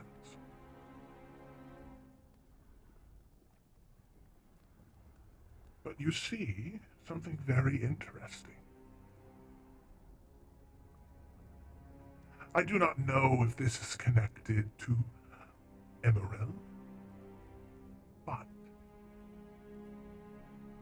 In the beginning, when the worlds were forming, after the gods had ascended and people reigned free, great cities began to construct themselves. The wonders of the world formed. The crucible of creation in Ephera, a monument to the elemental gods' powers. Nabir Tarman in Bromsgrove, a massive tower with a brazier at the top that was unlit. Until one man stepped in. A man with golden hair and golden skin, purple eyes, coursing with arcane energy. He walked up the steps, and when he left, a flame ignited in the tower.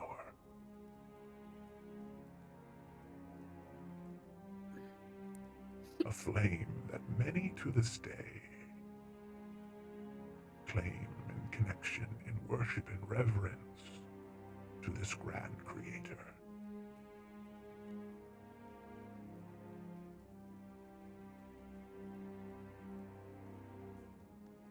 Some believe that the Father of Lies controls all now.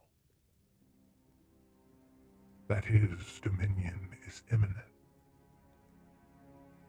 I believe, however, that it is very possible that the Creator walks among his creations, silent, hoping to urge them to victory against that great dark will.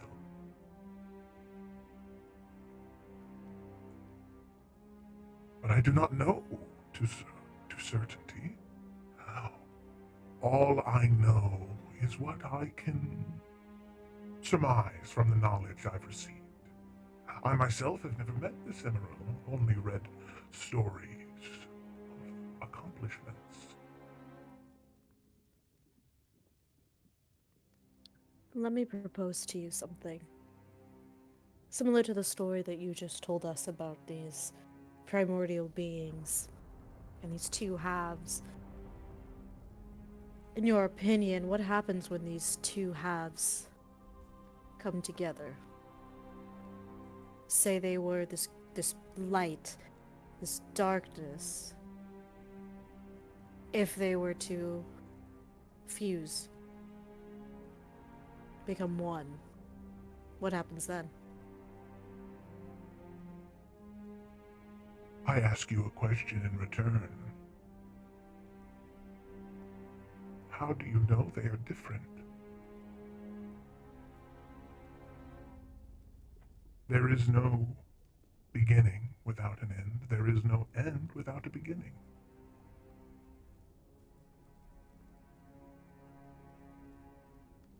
There is no light without shadow, and there is no shadow without light.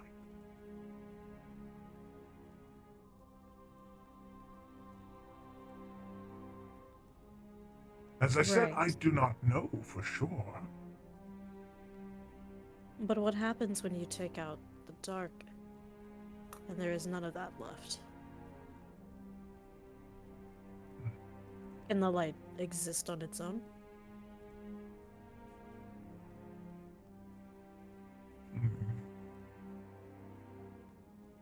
I do not know. What I do know is it would be very miserable to never sleep again in the night. Have the sun bearing down all hours of the day. It would be quite miserable. I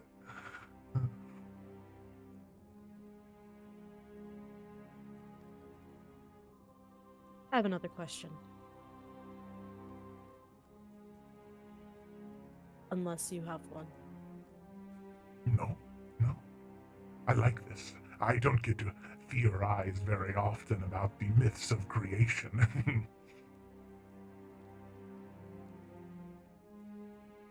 The existence as we know it, or as we refer to it, is a wheel, right?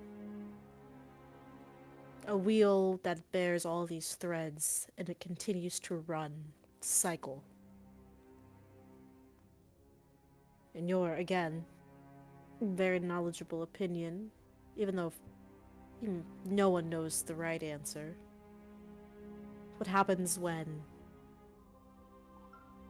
it is reshaped? Or do you think it can even be reshaped? Oh. To break the loom that ties all the threads of time together. A very interesting question.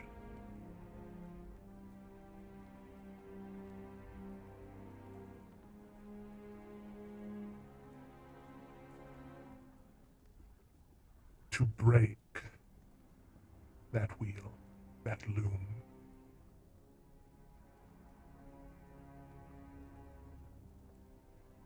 an essence of creation would most likely need to be applied. You see, it cannot be a sword or a spell that breaks it free. The essence of creation must. The only way to break the cycle is to have the thing that created it stop it. Or an echo of the thing that created it. I would guess. An essence of time, of magic, of life, of death. A master of one of those things, in its truest, primordial sense, could apply enough pressure to potentially break the wheel. But to what extent? What would happen when the forces that continue to propel our lives forward over and over and over again snaps? I do not know. Nor do I think I would wish to find out.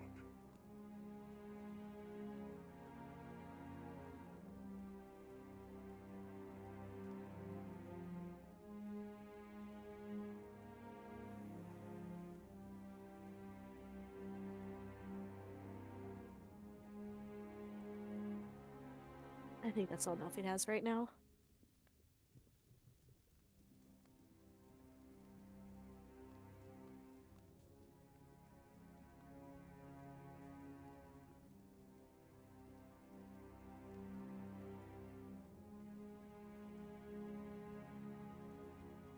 I don't think I have anything else. My wheels are turning, but I don't think any questions would bring any new answers. You know, they're like beyond him, and not because he's not smart. It's just like concepts, you know, where I'm like, but what if we did this? Like, and he's like, bitch, I know nothing about that. Like,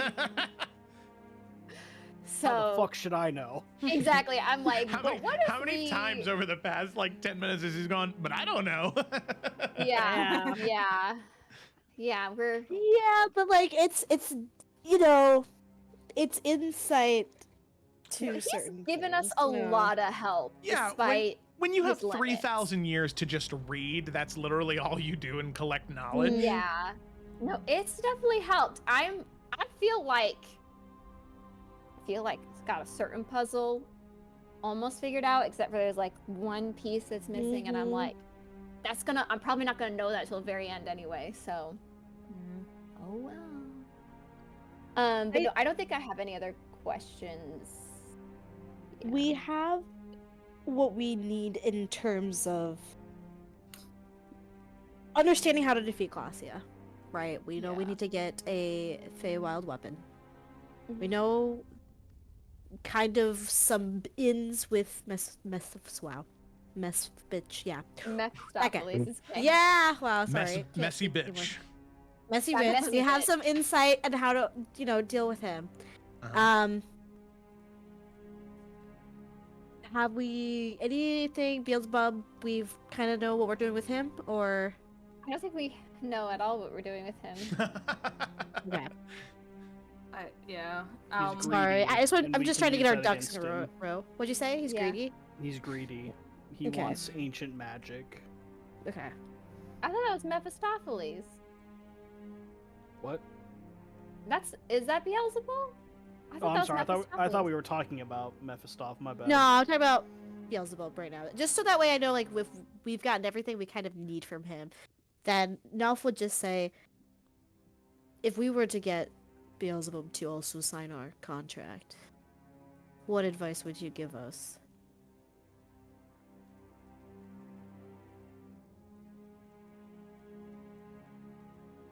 You see, he nods and says,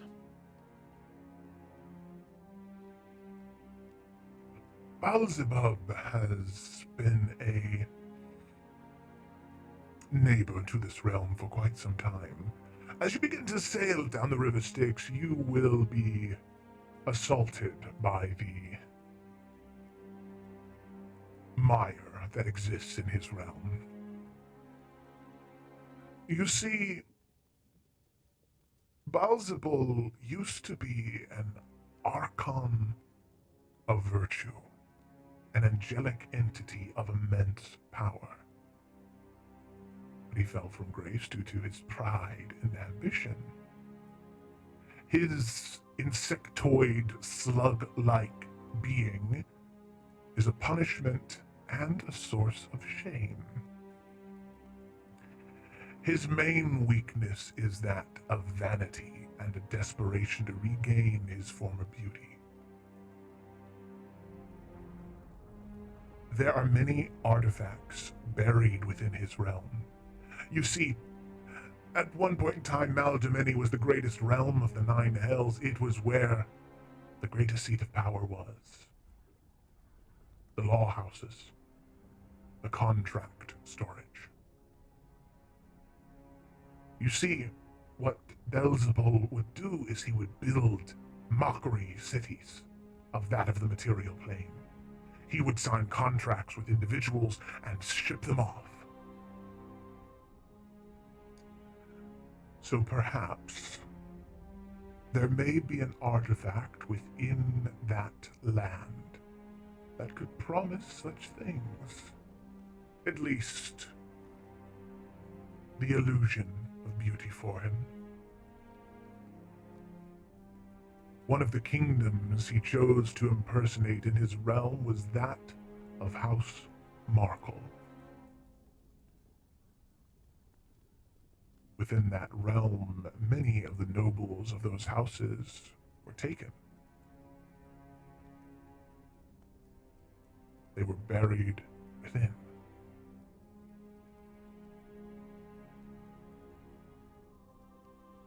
I hear there is an artifact within that city, the ruins of House Markle, that may be able to do just that.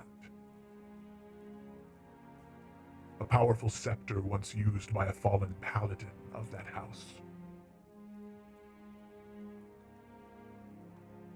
Perhaps if you can retrieve it and offer it to Beelzebub, you would have your bait for him to take to sign your contract.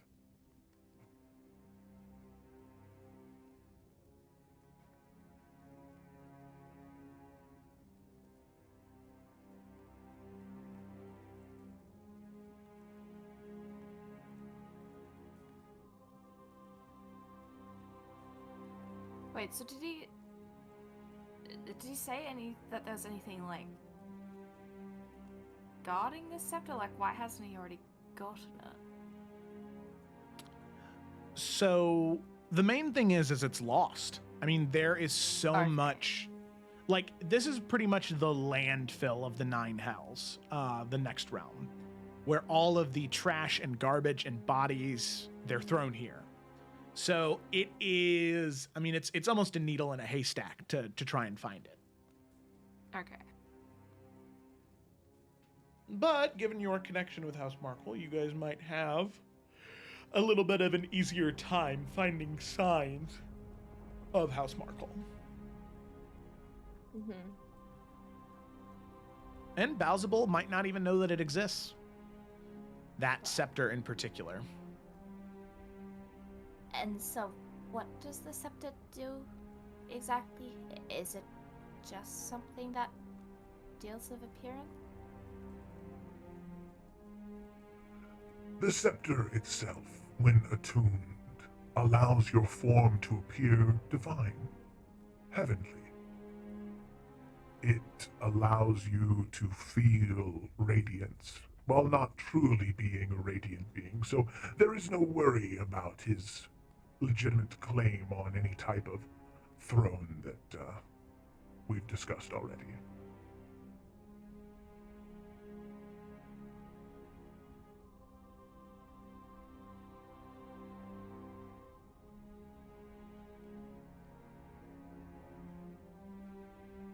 And do you have any leads on where we could find the scepter?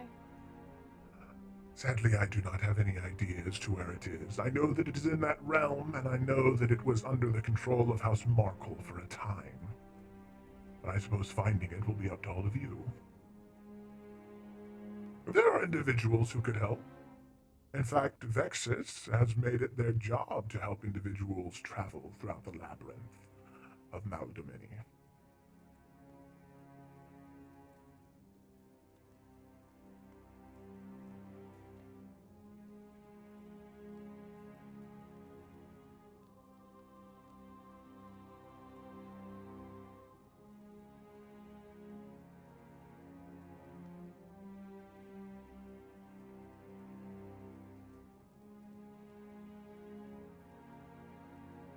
I mean, I think we're all tapped for questions, right? Yeah, that was the last one I had. Yeah. Yeah, we have a way to do a Beelzebub, hopefully. Way to deal with Glacier. Some more fucky wucky shit. I think that ticks all the boxes. I have maybe one last question. This guy's been in hell for how long? Because he kind of said roughly when he was around. Yeah, on it's the material like plane. roughly 3,000 years. That is longer than Aventahala has been down here, correct? Correct, yeah. Okay. So by default, longer than Glacia as well. Mhm. Okay.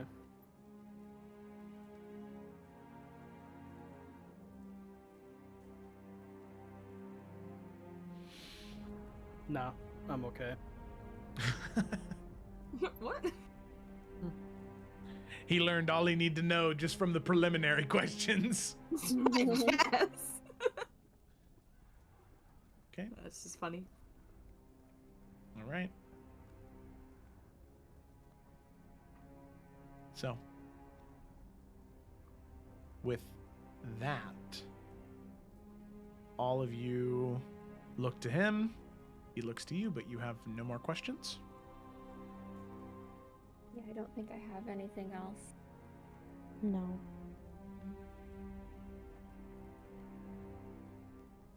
Well, it seems as though all of you have reached the end of your line of questioning. It was wonderful to participate in such stimulating conversation, and when I returned to the material plane after your great victory, I look forward to communicating with all of you more in a less hellish area. Also, thank you, Furby, for the gift of stuff. You're the best. Thanks, man. Thanks.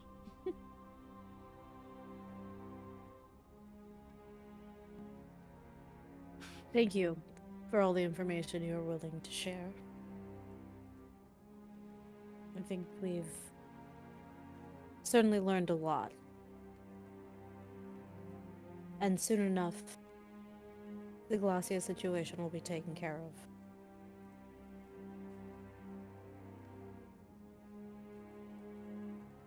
He'll nod and look to the rest of you, and then look back to you, Nalfian, and say, Believe me, I am very much looking forward to it. Well, good luck on the rest of your journey, and hopefully Maldomini is as easy for all of you to traverse as, well, as this conversation was to navigate.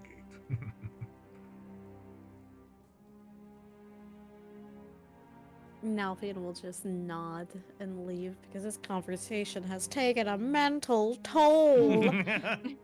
Yes, because I didn't know that this was an easy conversation to Ah, traverse. It wasn't. There's a pothole around every fucking corner.